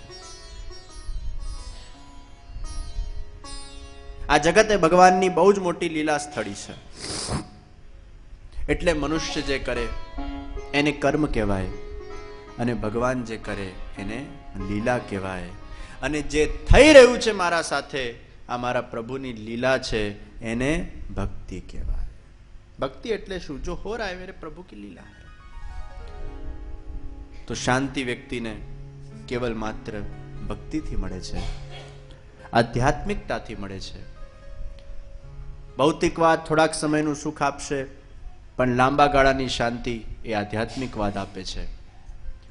જીવનના અંદર ભૌતિકવાદ અને આધ્યાત્મિકવાદ આ બંનેનું સુગમ સંગમ થવું જોઈએ. સંસાર પણ જોઈએ અને ભગવાનની ભક્તિ પણ જોઈએ. તો હુંકારનું નાશ જ્યારે થાય છે ત્યારે જ વ્યક્તિને શાંતિ મળે છે. એટલે ઊંઘમાં આપણને શાંતિ મળે છે, હુંકારના નાશમાં આપણને શાંતિ મળે છે. હમ બહ જાતે હૈ. પછી આ કથા કરીએ છે એવો ભાવના હવે થઈ રહી હોય, નેચરલી ગાડી ચાલ્યા કરતી હોય, પણ તમે વગાડતા હોય તો નેચરલી વાગતું હોય. યુ યોરસેલ્ફ બીકમ અ કથા, you yourself become a dance, you yourself become a song, you yourself become a scene, you yourself become what you are doing. So the doing becomes you and you becomes the doing. ત્યારે અહંકારનો નાશ છે. વહી રહ્યા છો. વરસાદ જ્યારે પડતો હોય ત્યારે વાદળ ના દેખાય. તમે જોજો, વરસાદ જ્યારે પડતો હોય ત્યારે વાદળા દેખાતા નથી, કારણ કે વાદળ જ વરસાદ બની જાય છે, અને વરસાદ જ સ્વયં વાદળ બની જતો હોય છે. ત્યારે વાદળ દેખાતું નથી, એનું અસ્તિત્વ ભૂલાઈ જતું હોય છે. એમ દૂધના અંદર ખાંડ ભળે અને દૂધ એ મીઠાશને પામે, ખાંડનું અસ્તિત્વ જતું રહે છે. એમ ડુઈંગના અંદર જ્યારે ડુઅર મળે ત્યારે ડુઈંગ જ રહી જતું હોય છે. ડુઅરના અહંકારનું નાશ થઈ જતું હોય છે. એમાં જ આનંદ છે. આનંદ વો બહેને મેં. એટલે મને વરસાદ બહુ ગમે. એ કશું જોયા વગર વહે, કઈ પણ પરિસ્થિતિમાં વહે, અને એ જ જીવનનું સંગીત છે. તો ભગવાનની જે લીલા છે એ હંમેશા વહે છે. ભગવાન જે કરે એને લીલા કહેવાય, અને મનુષ્ય જે કરે એને કર્મ કહેવાય. ભગવાનની નિત્ય લીલા ચાલતી હોય છે. રાધા કૃષ્ણના હૃદયમાંથી શતશૃંગી ગિરિરાજ બાવાનું પ્રાગટ્ય થયું, અને ગોલોક ધામના અંદર રાધા કૃષ્ણ પોતાની સુંદર લીલાને સાકાર કરી રહ્યા છે. ભગવાનનું એક ઘર એ ગોલોક ધામ છે. આ ગોલોક ધામ એ ભગવાનનું ઘર છે, અને ભગવાને પોતાનું ઘર એ ગિરિરાજ બાવાને બનાવ્યું છે. પોતે જ ભગવાન ઘર બન્યા છે, અને પોતે જ એ ઘરમાં રહે છે. આ ભગવાન છે. આપણે જે ઘરમાં રહીએ છીએ એ આપણે નથી, પણ આપણે એમાં રહીએ છીએ, એ મનુષ્ય છે. જે પોતે જ ભગવાન હોય અને પોતે જ પોતાનામાં નિવાસ કરે એનું નામ ઈશ્વર, અને જે પોતે જે નથી એમાં જે નિવાસ કરે એનું નામ મનુષ્ય. તમે તમારા ઘરમાં રહો એટલે નેમ પ્લેટ લાગે ફલાણા માણસનું ઘર, પણ તમે પોતે ઘર છો ના, તમારું ઘર છે. હું ફલાણો માણસ, આ હું એટલે શરીર, પણ હું શરીર છું ના, હું શરીરમાં રહું છું. હું આત્મા છું, અને શરીરના અંદર રહું છું, એમાં દ્વૈત છે. હું અલગ છું અને આત્મા અલગ છે. હું આત્મા છું, શરીર અલગ છે. પણ શરીર અને આત્મા ભેગા નથી. પણ પરમાત્મા જ્યાં રહે છે એ પણ પરમાત્મા છે અને જે રહેનાર છે એ પણ પરમાત્મા છે. એમાં ડિફરન્સ નથી. આપણે પેલા બિસ્કિટ જેવા છે. પેલું બિસ્કિટ ના હોય, ઉપર નીચે નમકીન હોય, અંદર ક્રીમ ભરેલું હોય. એટલે એ બિસ્કિટ જ્યારે ખાઓ ત્યારે નમકીન અને મીઠાશ બંનેનો અનુભવ થાય. એટલે આપણે બિસ્કિટ છે, શરીર આપણું નમકીન છે, પણ ભગવાનનું ચિદંશ આત્મા એ મધુરતાથી ભરેલું છે. તો બિસ્કિટના અંદર પેલી ક્રીમ જેમ ભરાયેલી હોય છે, એમ શરીરના અંદર એ ભગવાનની મધુર ક્રીમ ભરાયેલી છે. એ ભગવાનનો આત્મા છે. પણ ભગવાનના અંદર આ બે ડિફરન્સ નથી હોતા. ભગવાન અલગ, ભગવાનનું દેહ અલગ, ભગવાનની આત્મા અલગ ના, એક જ છે. કેમ કે ભગવાન બિસ્કિટ નથી, ભગવાન એ મિશ્રી છે. મિશ્રીને બહારથી ચાટો કે ટુકડા કરીને ચાટો, જે અંદર છે એ જ બહાર છે અને જે બહાર છે એ જ અંદર છે. તો અમારા ભગવાન એ મિશ્રી જેવા છે. એ ભગવાનનું શ્રીઅંગ પણ મીઠાશવાળું છે અને ભગવાનનું પરમાત્મ તત્વ પણ મીઠાશવાળું છે. એ પૂર્ણ પુરુષોત્તમ એ કૃષ્ણ ભગવાન જે મધુરાધિપતિ છે, મધુરેશ છે. ગોલોક ધામના અંદર ભગવાને પોતાની લીલાઓનું આરંભ કર્યું છે. સારસ્વત કલ્પ આવ્યો અને ભગવાને राधिकाजी ने कीधु, अरियो राधिके सारस्वत कल्प आया है, चलो भूतल पर जाकर लीला करे, अनेक दैवी जीवों का उद्धार करे. राधा जी कहवा लाग्या, हे प्रभु आपनी ઈચ્છા તો બહુ સુંદર, પણ આપણે ભૂતલ પર જઈએ અને આ ગિરિરાજજી નહીં હોય, આપણું નિવાસ સ્થાન નહીં હોય, યમુનાજી નહીં હોય, ચંદ્ર સરોવર નહીં હોય, કુંડો નહીં હોય, એ બધા વગર આપણે કેવી રીતે લીલા કરીએ? ભગવાન કહે છે, વાત તમારી વ્યાજબી છે. અમેરિકાના એક રાષ્ટ્રપતિ ઇન્ડિયા આવેલા, તો અમેરિકાથી બધું જ તામઝામ લઈને આવ્યા. ભારતની હવા સિવાય બીજું કશું ખાધું નથી, બધું શાકભાજી ફાકભાજી ત્યાંથી જ ઉચકીને લાવ્યા. એમને ત્યાંનું જ વાતાવરણ વધારે ગમતું હોય. રાધાજી કહે છે કે આ વાતાવરણ આપણે ભૂતલ પર જો પ્રગટ કરીએ, આ વાતાવરણ આપણે ભારતમાં પ્રગટ કરીએ તો કેટલું સુંદર વાતાવરણ ઊભું થાય. આ ગોલોકને જ આપણે સુંદર જગ્યાએ પ્રગટ કરીએ. ભગવાન કૃષ્ણે કીધું, અરિયો રાધિકે ये पूरे गोलोक को ही हम भूतल के ऊपर प्रकट कर दे, गोलोक धाम को ही हम ब्रज धाम के रूप में प्रकट कर दे. અને એ કૃષ્ણ ભગવાને રાધિકાજીની ઈચ્છાને શિરોમાન્ય કરીને ગોલોક ધામને ભારતના વ્રજધામના રૂપે પ્રગટ કર્યું. એટલે જે વ્રજ ભૂમિ છે એ સાક્ષાત गोलोक भूमि છે અને જે गोलोक भूमि છે એ साक्षात ब्रज भूमि છે. वही गोलोक ब्रज के रूप में प्रकट हुआ. ભગવાને પોતાનું બીજું ઘર બનાવ્યું. તમારું ઘણીવાર હોય ને, તમારા વતનમાં તમારું ઘર હોય અને શહેરમાં તમારું ઘર હોય, બંને જગ્યાએ તમારા ઘર હોય. વતનમાં જાઓ ત્યારે ત્યાં રોકાઓ, શહેરમાં આવો ત્યારે અહીંયા રોકાઓ. પણ તમે મનુષ્ય છો, બંને જગ્યાએ એક સાથે નથી રહી શકતા. ભગવાન ભગવાન છે, બંને જગ્યાએ એક સાથે રહી શકે છે.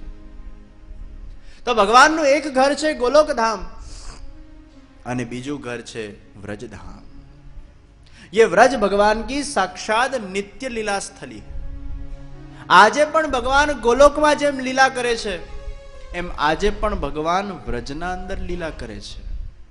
આજે જેમ ભગવાન ગોલોકમાં બિરાજે છે, આજે પણ ભગવાન એ વ્રજના અંદર બિરાજમાન છે. મને એક જણાએ પૂછ્યું કે યમુનાજીના અંદર કૃષ્ણ ભગવાને 5000 વર્ષ પહેલા સ્નાન કર્યું, પણ એના પછી તો કેટલી યમુના વહી ગઈ. રમણ રેતીના અંદર કૃષ્ણ ભગવાને 5000 વર્ષ પહેલા રમણ કર્યું, એના પછી તો કેટલી રેતી વિખરાઈ ગઈ. ત્યારે એમને હું સમજાવતો, ભાઈ कृष्ण भगवान ब्रज के अंदर भूतकाल नहीं, कृष्ण भगवान ब्रज के अंदर वर्तमान है. भगवाने लीला करी हती એ ભૂતકાળ નથી આવતું. હા, કરી હતી એ વખતે વસ્તુ અલગ છે, પણ આજે પણ ભગવાન એ વ્રજના અંદર લીલા કરી રહ્યા છે, આ હકીકત છે. આજે પણ ભગવાન યમુનાજીના કાંઠે ક્યાંક ને ક્યાંક વિદ્યમાન છે. જો યમુનાજીના 3 પ્રકારના સ્વરૂપ, ગિરિરાજજીના 3 પ્રકારના સ્વરૂપ, આદિદૈવિક, આદિભૌતિક, આધ્યાત્મિક. ગિરિરાજજીનું આદિભૌતિક સ્વરૂપ એ જે આપણે વ્રજના અંદર આપણે જે આપણી સગી આંખે નિહાળીએ છીએ એમનું આદિભૌતિક સ્વરૂપ છે. ગિરિરાજજીનું આધ્યાત્મિક સ્વરૂપ એ ગોલોકમાં જે 100 શિખરવાળા ગિરિરાજજી છે, રત્ન જડિત ગિરિરાજજી છે, એમનું આધ્યાત્મિક સ્વરૂપ. અને ગિરિરાજજીનું આદિદૈવિક સ્વરૂપ એ 2 આંખ, 2 હાથ, 2 ચરણાનવિંદ વાળા એમનું જે આખું ઓરિજિનલ મનુષ્ય આકાર વાળું પણ મનુષ્ય જેવું નહીં એ જે સ્વરૂપ છે, મીઠાસ વાળું, મેં કીધું બિસ્કિટ જેવું નહીં પણ મિશ્રી જેવું જે સ્વરૂપ છે એમનું આદિદૈવિક સ્વરૂપ છે. એમ યમુનાજી, ગંગાજી એમના 3 સ્વરૂપો હોય, આધ્યાત્મિક, આદિદૈવિક, આદિભૌતિક. જેમ તમે એ આદિદૈવિક છો, તમારો સ્વભાવ એ આધ્યાત્મિક છે અને તમારું કાર્ય એ આદિભૌતિક છે. તમારી ઓફિસ આદિભૌતિક, એ તમારું કાર્ય છે.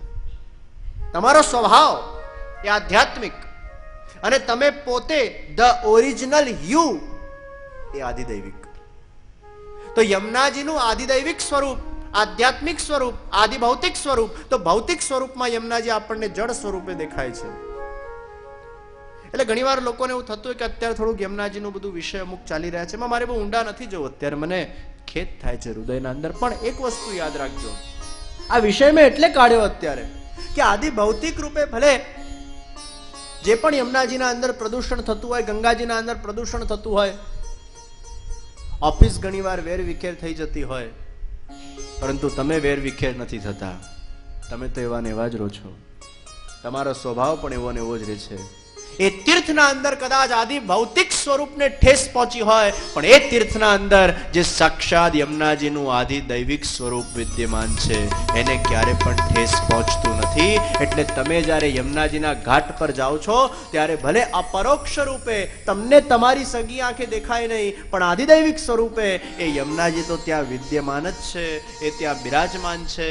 તમે યમુનાજીના ત્યાં ગયા, યમુનાજીના ઘાટ પર ગયા એટલે ક્યાંક ને ક્યાંક યમુનાજીએ તમને જોઈ લીધા છે, તમારી નોંધ લેવાઈ ગઈ છે. તમારો ફેરો ક્યારે પણ અસફળ જવાનો નથી.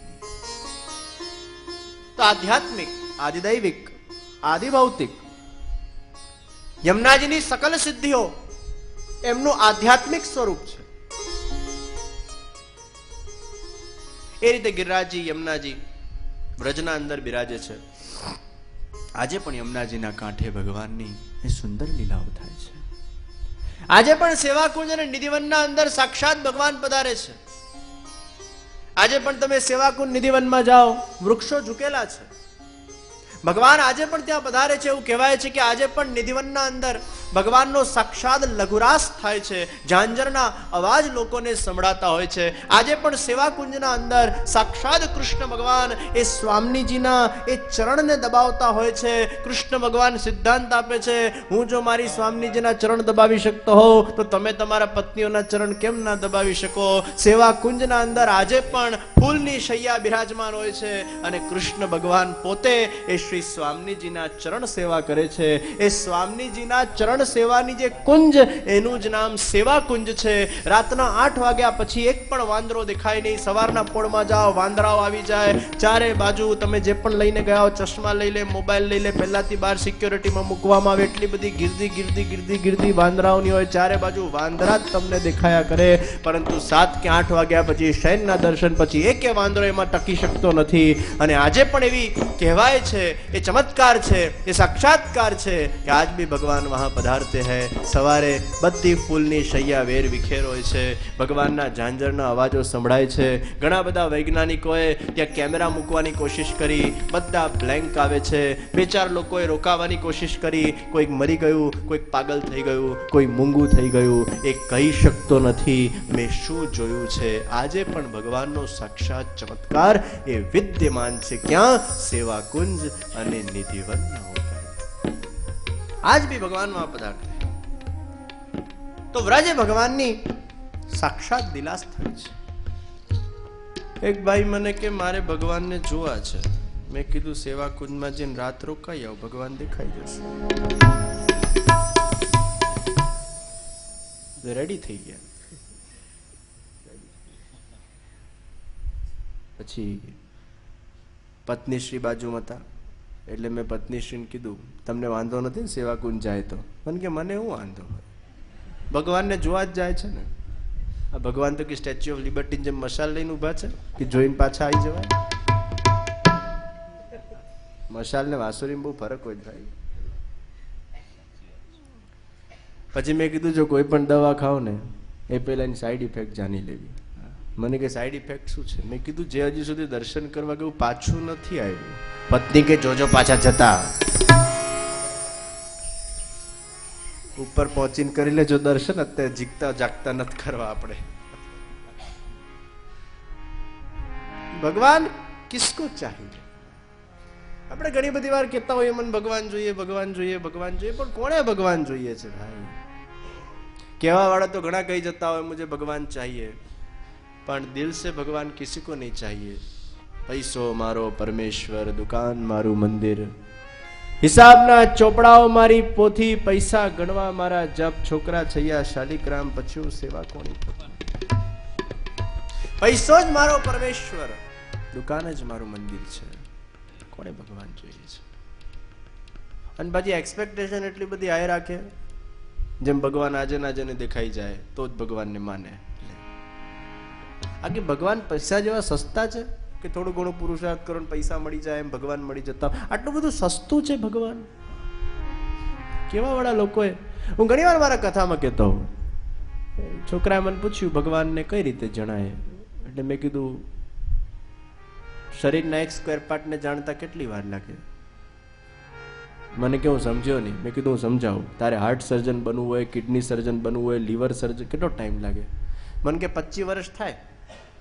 શરીરના એક સ્ક્વેર પાર્ટને જાણતા 25 વર્ષનો ટાઈમ જાય ત્યારે જેને સ્પેશિયાલિસ્ટ પેલો બને.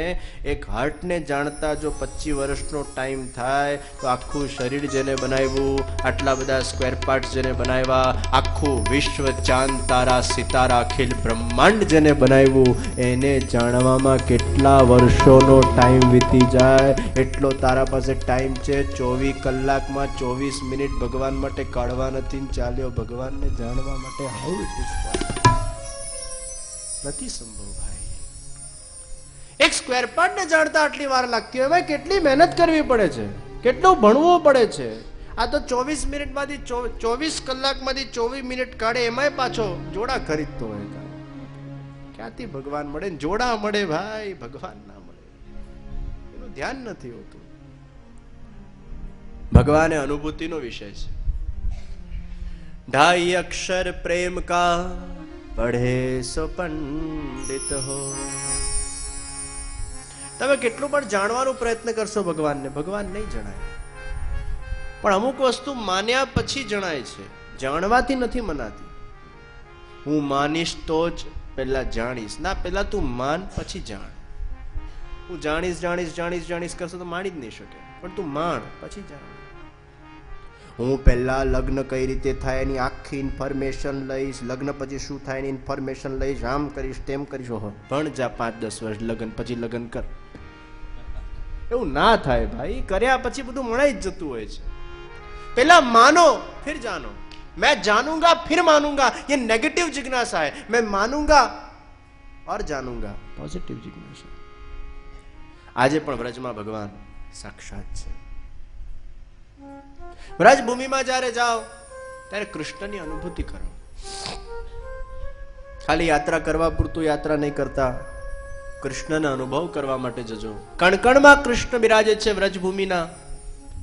એકવાર હું પોતે જ્યારે વ્રજભૂમિના અંદર એ સુંદર કણકણનો અનુભવ કરતો હતો અને વ્રજભૂમિમાં જ્યારે હું પોતે ચાલતો હતો ત્યારે એ રજના અંદર કૃષ્ણ ભગવાનનો અનુભવ થયો. ચાલતા ચાલતા ત્યાંના જ્યારે વૃક્ષોને જોતો હતો ત્યારે કૃષ્ણ ભગવાનનો એક અનુભવ થયો. કોણ જાણે એ રજના પ્રતાપથી મારું અંતઃકરણ જાગૃત બન્યું. મારા બાજુમાં 2-4 લોકો ચાલતા હતા. મેં તરત પેન કાગળ કાઢવાનું કીધું અને એ જ વખતે મારું હૃદય એ પ્રેમથી ભરાવા લાગ્યું અને મારા હૃદયમાંથી એ વ્રજભૂમિનો જય જયકાર થયો અને હૃદય ગાઈ ઉઠ્યું, યત્રૈવ યત્રૈવ મનોમદીયમ તત્રૈવ તત્રૈવ સ્વરૂપ, યત્રૈવ યત્રૈવ શિરોમદીયમ તત્રૈવ તત્રૈવ પદદ્વયંતે. હે પ્રભુ, આ વ્રજભૂમિના અંદર જ્યાં જ્યાં મારું મન જાય ત્યાં ત્યાં આપના સુંદર સુમધુર સ્વરૂપના દર્શન થાય.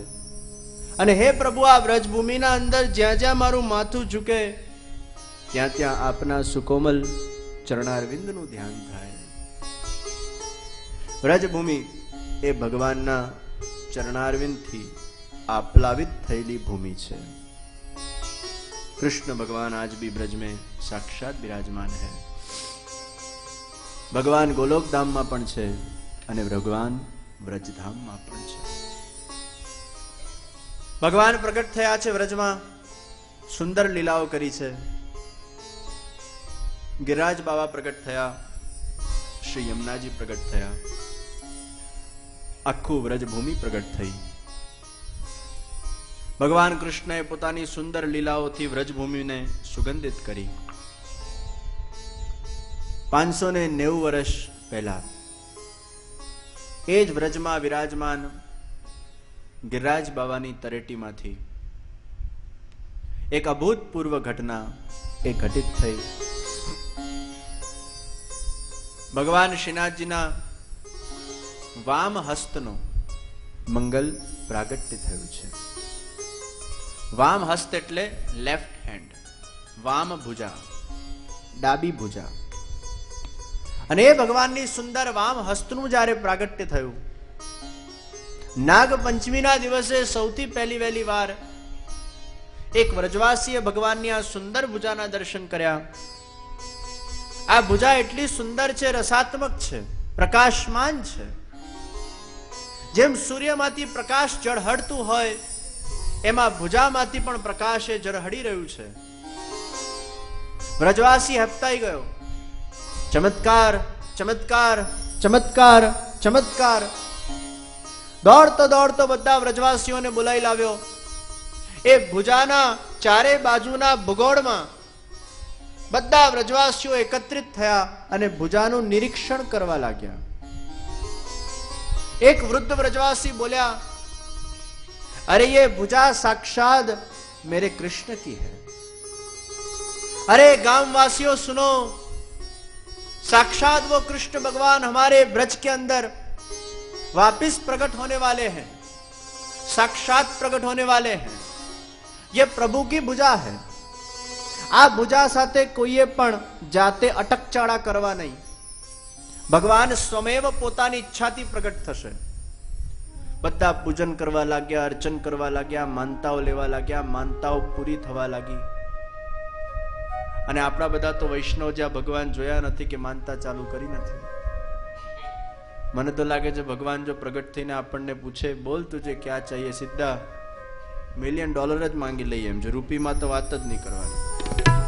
અત્યારે ઇન્ટરનેશનલ માર્કેટ ડોલરનો છે. પાછા કન્વર્ઝન મળે ને એટલે પાછી રૂપી બુદ્ધિ ના ચાલે, બોલર.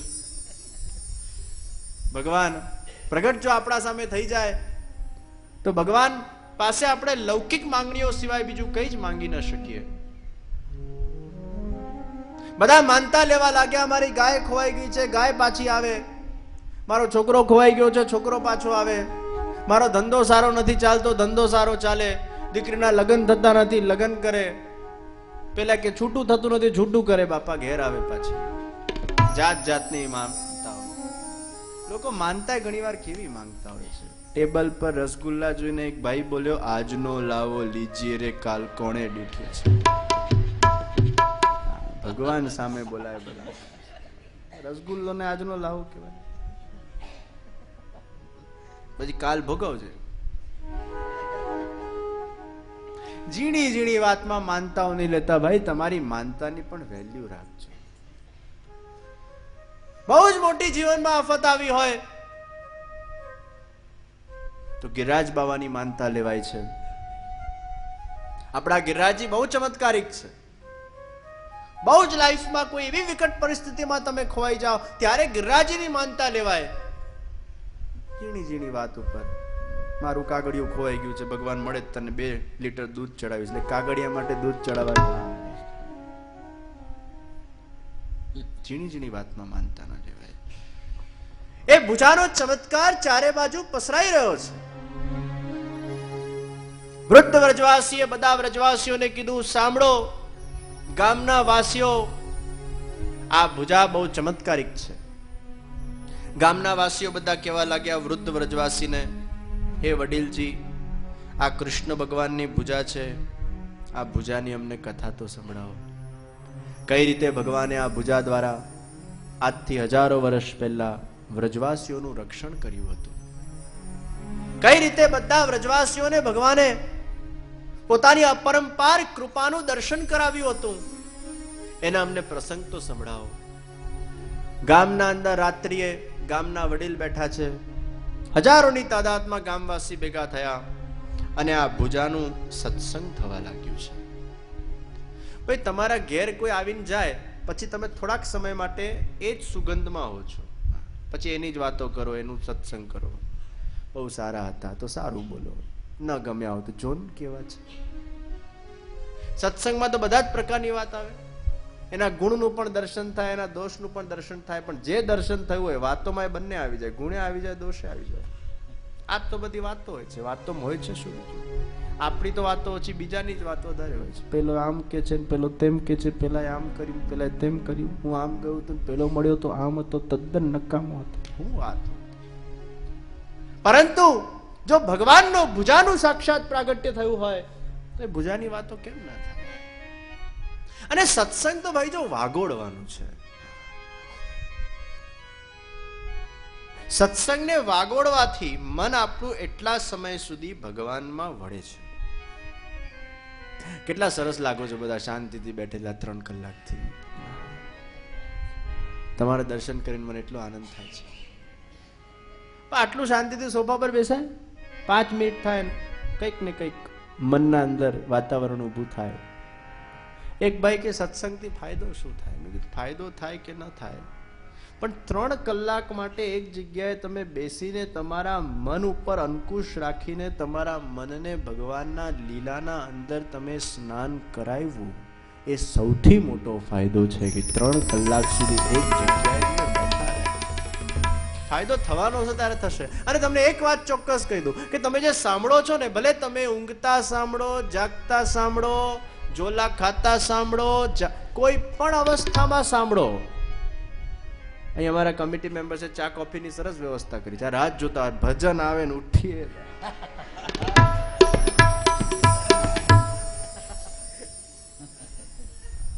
અને પાછું ઠંડીનું વાતાવરણ, ઠંડીની સિઝન એટલે આમે ઉઠવું પડે. તમને એક ઇન્સ્ટ્રક્શન આપી દઉં બાપા, તો વાત નીકળી એટલે કહું, કાલથી કથાનું નિર્વિઘ્ન રૂપે તમારે રસપાન કરવું હોય તો કથાના 1.5 કલાક પહેલા જલપાન છોડી દેજો, તો રસપાન નિર્વિઘ્ન રૂપે થશે. ચા પાછું ચા પીને આવે એટલે પાછું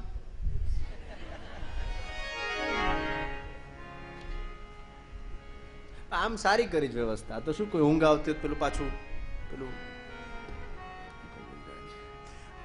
કોઈ સરસ પેલા કોઈને મળ્યો હતો, એક મોટા સાયન્ટિસ્ટ સાથે મળ્યો હતો. મને કહેતો હતો કે ડોપામિન લેવલ જ્યારે તમારા બુદ્ધિમાં વધે, ડોપામિન લેવલ, ત્યારે તમને ડિપ્રેશન આવે. અહીં કોઈ મેડિકલના જાણકાર છે કોઈ? જો ખોટું બોલતો મને કહેજો બાપા. મેડિકલ મારો વિષય નથી, મેડિટેશન ખરો. તો ડોપામિન જ્યારે વધી જાય ત્યારે ડિપ્રેશન આવે, અને સેરોટોનિન જ્યારે વધે ત્યારે હેપીનેસ આવે. બુદ્ધિના અંદર આ કેમિકલ છે જે ડોપામિન વધારે ઘટાડે. તો આપણે જ્યારે ડિપ્રેસ્ડ હોઈએ છીએ ત્યારે આપણું ડોપામિન લેવલ વધેલું હોય છે, અને જ્યારે હેપી હોઈએ છીએ ત્યારે સેરોટોનિન લેવલ આપણું વધી ગયું હોય છે. આ સેરોટોનિન લેવલ જે છે એ હેપીનેસ છે. એટલે આ સાયકેટ્રિસ્ટો શું કરતા હોય છે, ગોળીના અંદર સેરોટોનિન લેવલ તમારા બુદ્ધિમાં વધારે છે, એટલે ગોળી ખાધા પછી તમને સારું લાગે, you feel happy, you feel presence of mind. તો મને ખબર નથી પડતી કે આપણે સાયકેટ્રિસ્ટ પાસે જવાની જરૂર શું છે. સત્સંગ જેના જીવનના અંદર નિરંતર થતું હોય, ભગવાનની કથા જે નિરંતર વાગોળતો હોય, એનું તો નેચરલી સેરોટોનિન લેવલ વધી જતું હોય, જે સત્સંગની ગોળીઓને ખાતો હોય. આ બધું સત્સંગ આપણે કરતા નથી એટલે કાટ લાગી જાય છે, પછી કે પેલા ડોક્ટર પાસે જવાનું, પછી સાયકેટ્રિસ્ટ પાસે ગોળીઓ ખાવાની. આ બધું શું કામ? ડિપ્રેશન એટલું બધું વધી ગયું છે, ડોપામિન લેવલ એટલું બધું વધી ગયું છે, કારણ કે સત્સંગ નથી ભાઈ. તો શરીરનું જેમ સ્નાન જરૂરી છે, એમ મનનું સ્નાન પણ જરૂરી છે. તો શરીરનું સ્નાન એ પાણી દ્વારા થાય છે, મનનું સ્નાન એ સત્સંગ દ્વારા થાય છે.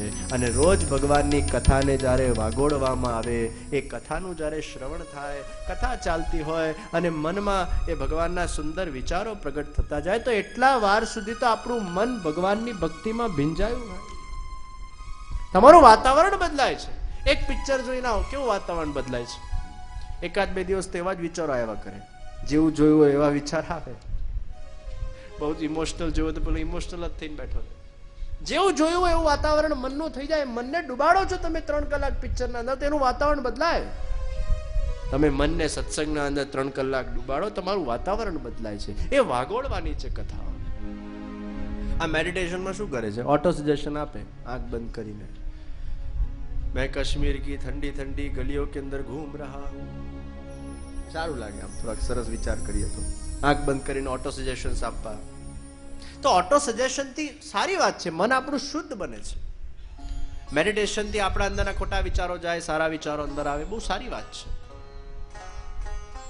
તો ધ્યાનનો એક પ્રકાર છે અને એક ભક્તિનો, આ કથાનો એક પ્રકાર છે, એ પણ એક મેડિટેશન છે. મેડિટેશન એટલે એક જગ્યાએ જોડાવું, પછી પોતાના વિચારોથી જોડાવું કે ભગવાનના વિચારોથી જોડાવું, એક જ વાત છે. તમે જોડાયા એને યોગ કહેવાય. પછી કઈ રીતે જોડાવ છો? સેવાના માધ્યમથી, કથાના માધ્યમથી, ઓટો સજેશનના માધ્યમથી, કોઈ પણ માધ્યમ, યોગ છે. તું જોડે.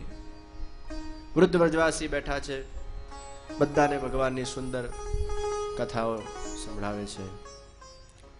હે ગામવાસીઓ, આજથી હજારો વર્ષ પહેલા કૃષ્ણ ભગવાન યશોદાજી નંદરાયજીના ત્યાં પ્રગટ થયા અને પ્રગટ થઈને ખૂબ સુંદર રીતે ભગવાનની લીલાઓ કરી. 7 વર્ષના કૃષ્ણ થયા અને ગામમાં બહુ બધી તૈયારીઓ ચાલતી હોય છે. ઇન્દ્રયાગની તૈયારી ચાલતી હોય છે. ભગવાન કૃષ્ણ બાબા પાસે ગયા, પિતાજી પાસે ગયા અને કહેવા લાગ્યા, અરે બાબા, ये कौन से याग की तैयारी हो रही है? अरे लाला, ये इंद्रयाग की तैयारी हो रही है.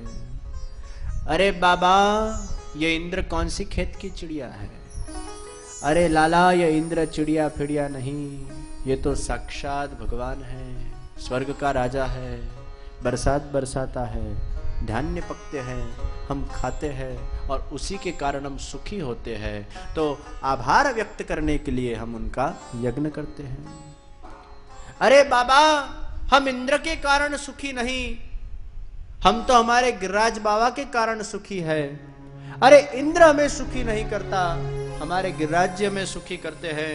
गिरिराज जी के ऊपर हमारी गैया जाती है, वहां घास को खाती है, वही घास में से दूध बनता है, वही दूध से हम पुष्ट बनते हैं, उसी का व्यापार होता है. गाय हमारा धन है. उस वक्त गौधन था, तो गाय ही हमारा धन है. तो गायों को जो पोषण दे, गायों का जो वर्धन करे, उसी का नाम गोवर्धन है. हम इंद्र की पूजा क्यों करें? हम गायों की पूजा करें, हम गोवर्धन की पूजा करें, जिससे गोवर्धन हम पर प्रसन्न होंगे और हमारी रक्षा करेंगे. अरे जब धूप आती है तब वृक्ष के छाव के नीचे हमें सुकून मिलता है. तो गिरिराज जी की तलेटी में जितने भी वृक्ष है वो हमें शांति प्रदान करते हैं. ये गोवर्धन की हम पूजा करें, न कि इंद्र की. ભગવાને ગોવર્ધન લીલાના માધ્યમથી 2 વસ્તુ સૂચવી છે. એક અનન્ય આશ્રય, એકના અંદર ભક્તિ એકમાં થવી જોઈએ, પૂર્ણ ભક્તિ એકમાં થાય. ભગવાનને આ ગમતું નથી કે મારો ભક્ત આડો અવડો જાય. ભગવાન કે છે બધા દેવી દેવતાઓ એ મારામાંથી પ્રગટ થયા છે. સર્વદેવ નમસ્કાર કેશવમ પ્રતિગચ્છતિ. બધા દેવી દેવતાઓને નમસ્કાર જેમ કૃષ્ણને જાય છે, બધા ભગવાનમાંથી પ્રગટ થયા છે. એતે ચાંશ કલા પુંસઃ કૃષ્ણસ્તુ ભગવાન સ્વયં. સર્વધર્માન પરિત્યજ્ય મામેકમ શરણમ વ્રજ અહમ ત્વામ સર્વ પાપેભ્યો મોક્ષયસ્યામિ મા શુચ. મારી એકલાની શરણાગતિ તું સ્વીકાર કર. ભગવાનના મનમાં થયું આ વ્રજવાસીઓ અન્યાશ્રય કરી રહ્યા છે, મને છોડીને બીજાની ભક્તિ કરે છે, અને મારાથી એવું કેવી રીતે કહેવાય કે હું જ ભગવાન છું, મારી જ પૂજા કરો. પણ મારું જ જે રૂપ છે આ ગિરિરાજ બાબા છે. એટલે ઇનડિરેક્ટ વેમાં ભગવાન કે છે તમે ગિરિરાજીની પૂજા કરશો એટલે મારી જ પૂજા થયેલી ગણાશે.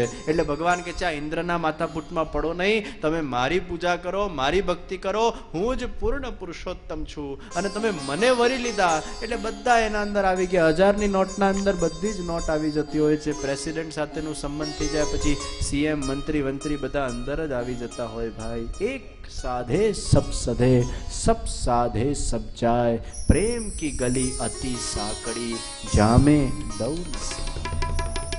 પ્રેમ એકમાં થાય ભાઈ, ભક્તિ એકમાં થાય. આદર બધાને આપજો, કોઈ પણ દેવી દેવતાનો અનાદર નથી કરવાનો, પણ ભક્તિ એકમાં. તો ગોવર્ધન લીલાના માધ્યમથી પૂર્ણ આશ્રયનો સિદ્ધાંત કૃષ્ણ ભગવાન આપણને શીખવાડે છે. તમે એકવાર મને શરણાગત થયા પછી તમારે કોઈ ચિંતા કરવાની જરૂર નથી, બધાને ભજવાની પણ જરૂર નથી.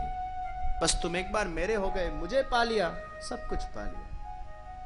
फिर इधर उधर बहुत माथापुट करने की आवश्यकता नहीं है. आदर सबको दो, प्रेम एक को. સૌથી પરમ વૈષ્ણવ કોણ? શંકર ભગવાન. મને તો ખબર નથી પડતી આપણા વૈષ્ણવ બિચારા શંકર ભગવાન જેટલી એલર્જી કેમ છે. બિચારે હું બગાડ્યું તમારું. શંકર ભગવાન તો પરમ વૈષ્ણવ છે. વૈષ્ણવાનામ યથા શંભુ. અરે વૈષ્ણવમાં જે લીડ લે છે એ શંકર ભગવાન છે. શંકર ભગવાન કે છે आंख बंद करके मैं कृष्ण भगवान की रास लीला का स्मरण करता हूं, मुझे कृष्ण बहुत प्रिय है, मैं खुद अपने आप को वैष्णव मानता हूं. જ્યારે પોતે શંકર ભગવાન પોતાની જાતને વૈષ્ણવ માનતા હોય તો વૈષ્ણવે તો વૈષ્ણવને જય શ્રી કૃષ્ણ કહેવા જોઈએ. ભાઈ એ વૈષ્ણવથી દૂર કેમ ભાગતો? પરમ વૈષ્ણવ છે શંકર ભગવાન. એ કૃષ્ણના ભક્ત છે, અને ભક્ત સાથે શું વેર ઝેર કરે. શંકર ભગવાને તમારા જેવા વૈષ્ણવ છે એટલે એમને પણ ભગવાનના ભક્ત માનજો. વૈષ્ણવાના યથાશંભ. તો ભગવાને એક સિદ્ધાંત સૂચ્યો, પૂર્ણ શરણાગતિ. અને બીજો સિદ્ધાંત ભગવાને આપ્યો, જમાડવાનો સિદ્ધાંત. તમને ખબર છે મારા ભગવાન ક્યારે પણ એકલા નથી જમતા. કૃષ્ણ ભગવાને પોતાની લીલાઓના માધ્યમથી ઘણા બધા સિદ્ધાંતો સૂચવ્યા. આપણે ઘણા બધા સિદ્ધાંતોની વાત કરીએ છીએ, પણ એક સિદ્ધાંત આપણે ભૂલી જઈએ છીએ કે ભગવાને આટલા બધા સિદ્ધાંતો આપ્યા, કર્મના આપ્યા, જ્ઞાનના આપ્યા, ભક્તિના આપ્યા, યોગના આપ્યા, બધા જ આપ્યા. તો ભગવાને એક બહુ જ મોટો સિદ્ધાંત ગોવર્ધન લીલામાંથી આપ્યો કે બધાને જમાડજો અને પહેલા બીજાને જમાડીને પછી પોતે જમજો. આ જમાડવાનો બહુ મોટો સિદ્ધાંત ભગવાને ગોવર્ધન લીલાના માધ્યમથી આપ્યો છે. ભગવાન કે છે કોઈને તમે જમાડો એ પણ એક યજ્ઞ છે. યજ્ઞ એટલે શું? યજ્ઞ યાની ક્યાં? આપણે અગ્નિને પ્રગટ કરીએ, એમાં આહુતિઓ આપીએ એટલે અગ્નિ સ્વરૂપે ભગવાન પ્રગટ થાય, અને એમાં ભગવાનને આપણે જમાડીએ છીએ. સ્વાહા સ્વાહા સ્વાહા સ્વાહા એટલે આમ પકડાય ને. ઘણા તો આમ પકડીને આમ આમ કરતા હોય છે. કોઈને આમ જમાડાય, આમ જમાડાય, કોર આમ લેવડાવાય. તો સ્વાહા એ શું છે? અગ્નિને જમાડવાનું છે. તમે અગ્નિ સ્વરૂપે વૈદિક રીતે ભગવાનને જમાડો છો. ભગવાનને અગ્નિ સ્વરૂપે પ્રગટ થાય છે, અને સ્વાહા સ્વાહાની આહુતિઓના માધ્યમથી એ તમારા દ્વારા ભોજન કરે છે. તો ભગવાન રૂપી અગ્નિને જમાડવું એ યજ્ઞ. અચ્છા, યજ્ઞ થાય ત્યારે બધાનું આહ્વાન કરવામાં આવે, બધા દેવી દેવતાઓને બોલાવવામાં આવે. 33 કરોડ દેવતાઓ પધારે, દિશાના દેવતા પધારે, જલના દેવતા પધારે, બધા જ પધારે. ભાઈ તમે દર વર્ષે સ્નેહ સંમેલન કરો ને, બહુ પ્રતિષ્ઠિત લોકો, એ લોકો શું કરે? દર વર્ષે એકવાર સ્નેહ સંમેલન થાય, દિવાળીનું ગેટ ટુગેધરિંગ કરે, એમના જેટલા પણ ફ્રેન્ડ સર્કલ વાળા હોય બધાને બોલાવી લે. પછી કોઈ બહુ પ્રતિષ્ઠિત હોય તો પાછા મેયરને બોલાવે, કાઉન્સિલરને બોલાવે, રાજકીય લોકોને બોલાવે, જાત જાતનું ખીચડું ભેગું કરે. એકવાર હાચવી લેવાનું, બધાને બોલાવીને જમાડી લેવાનું, આખું વર્ષ શાંતિ. તો આપણે મેયરનું આટલું ધ્યાન રાખતા હોઈએ, કમિશનરનું આટલું ધ્યાન રાખતા હોઈએ, કલેક્ટરનું આટલું ધ્યાન રાખતા હોઈએ, તો આ બધા તો ભૌતિક દેવી દેવતાઓ છે ભાઈ. પણ જલનો દેવતાને યાદ કર્યા, વાયુનો દેવતાને યાદ કર્યા, જ્યાંથી ફોર્સ વાયુનો આવે છે, જ્યાંથી જલનો ફોર્સ આવે છે, અગ્નિ દેવતાને યાદ કર્યા. આ બધા દેવતાઓ તો રહી જાય છે. એટલે વર્ષમાં એકવાર આપણા ઘરે યજ્ઞ થવું જોઈએ. અને એ યજ્ઞ કરો, ભૌતિક રીતે તમે પાર્ટી કરો, ભૌતિક રીતે સ્નેહ સંમેલન કરો, એમાં તમે બધાને જમાડો છો, તો આધ્યાત્મિક રીતે દર વર્ષે તમારા ઘરે યજ્ઞ કરજો અને બધા દેવી દેવતાઓ એમાં પધારે.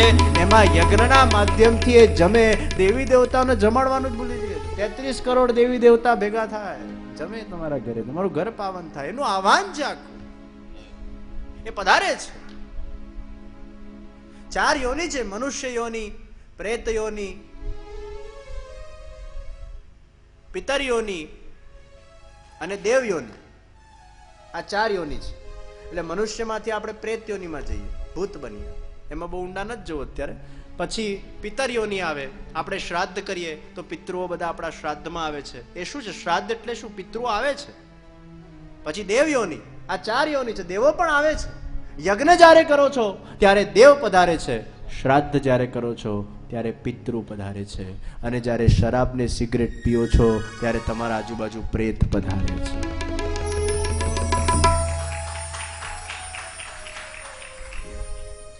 ક્લબ હાઉસના અંદર સૌથી વધારે પ્રેતો પધારે છે, કારણ કે જ્યાં નશો છે ભક્તિ ભૌતિકવાદનો, ત્યાં પ્રેતો આવતા હોય છે. કારણ કે પ્રેત એટલે શું? પ્રકર્ષેણ ઇતઃ ઇતિ પ્રેત. મરીને પણ ત્યાંનો ત્યાં જ રહ્યો, એનું નામ પ્રેત. બહુ દારૂડિયો હોય ને મરી જાય એટલે છેલ્લા ટાઈમ સુધી દારૂ પીવાની ઈચ્છા રહી ગઈ હોય, પ્રેત બને. ભગવાન કે જા હવે ઈચ્છા પૂરી કર, એટલે કોઈક ને કોઈકમાં ઘૂસે. આ તો વાત નીકળી એટલે કહી દો હવે, જા જે મોડું થાય. પ્રેતો ક્યાં ઘૂસે સૌથી વધારે? જો પ્રેતનો વાસ સૌથી વધારે કૂતરામાં હોય, ડોગ્સ. એટલે તમે જો રાત્રે ગલીનો કૂતરો રડે, કેમ રડે?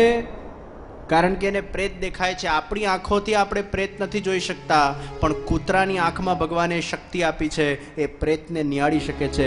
એટલે તમારે ઘેર કૂતરો એ કેમ રાત્રે રડતો નથી, અને ગલીનો કૂતરો કેમ રડે છે? એને પ્રેત દર્શન થાય છે. પ્રેતોનો વાસ એક કૂતરામાં છે, એટલે કૂતરા નહીં રાખવા. Highest negative energy you get is from the dogs.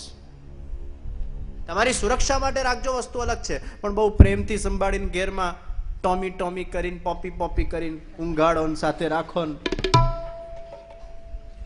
કોઈક વાર જોજો એમાંથી તમારા ના પઈ જાય.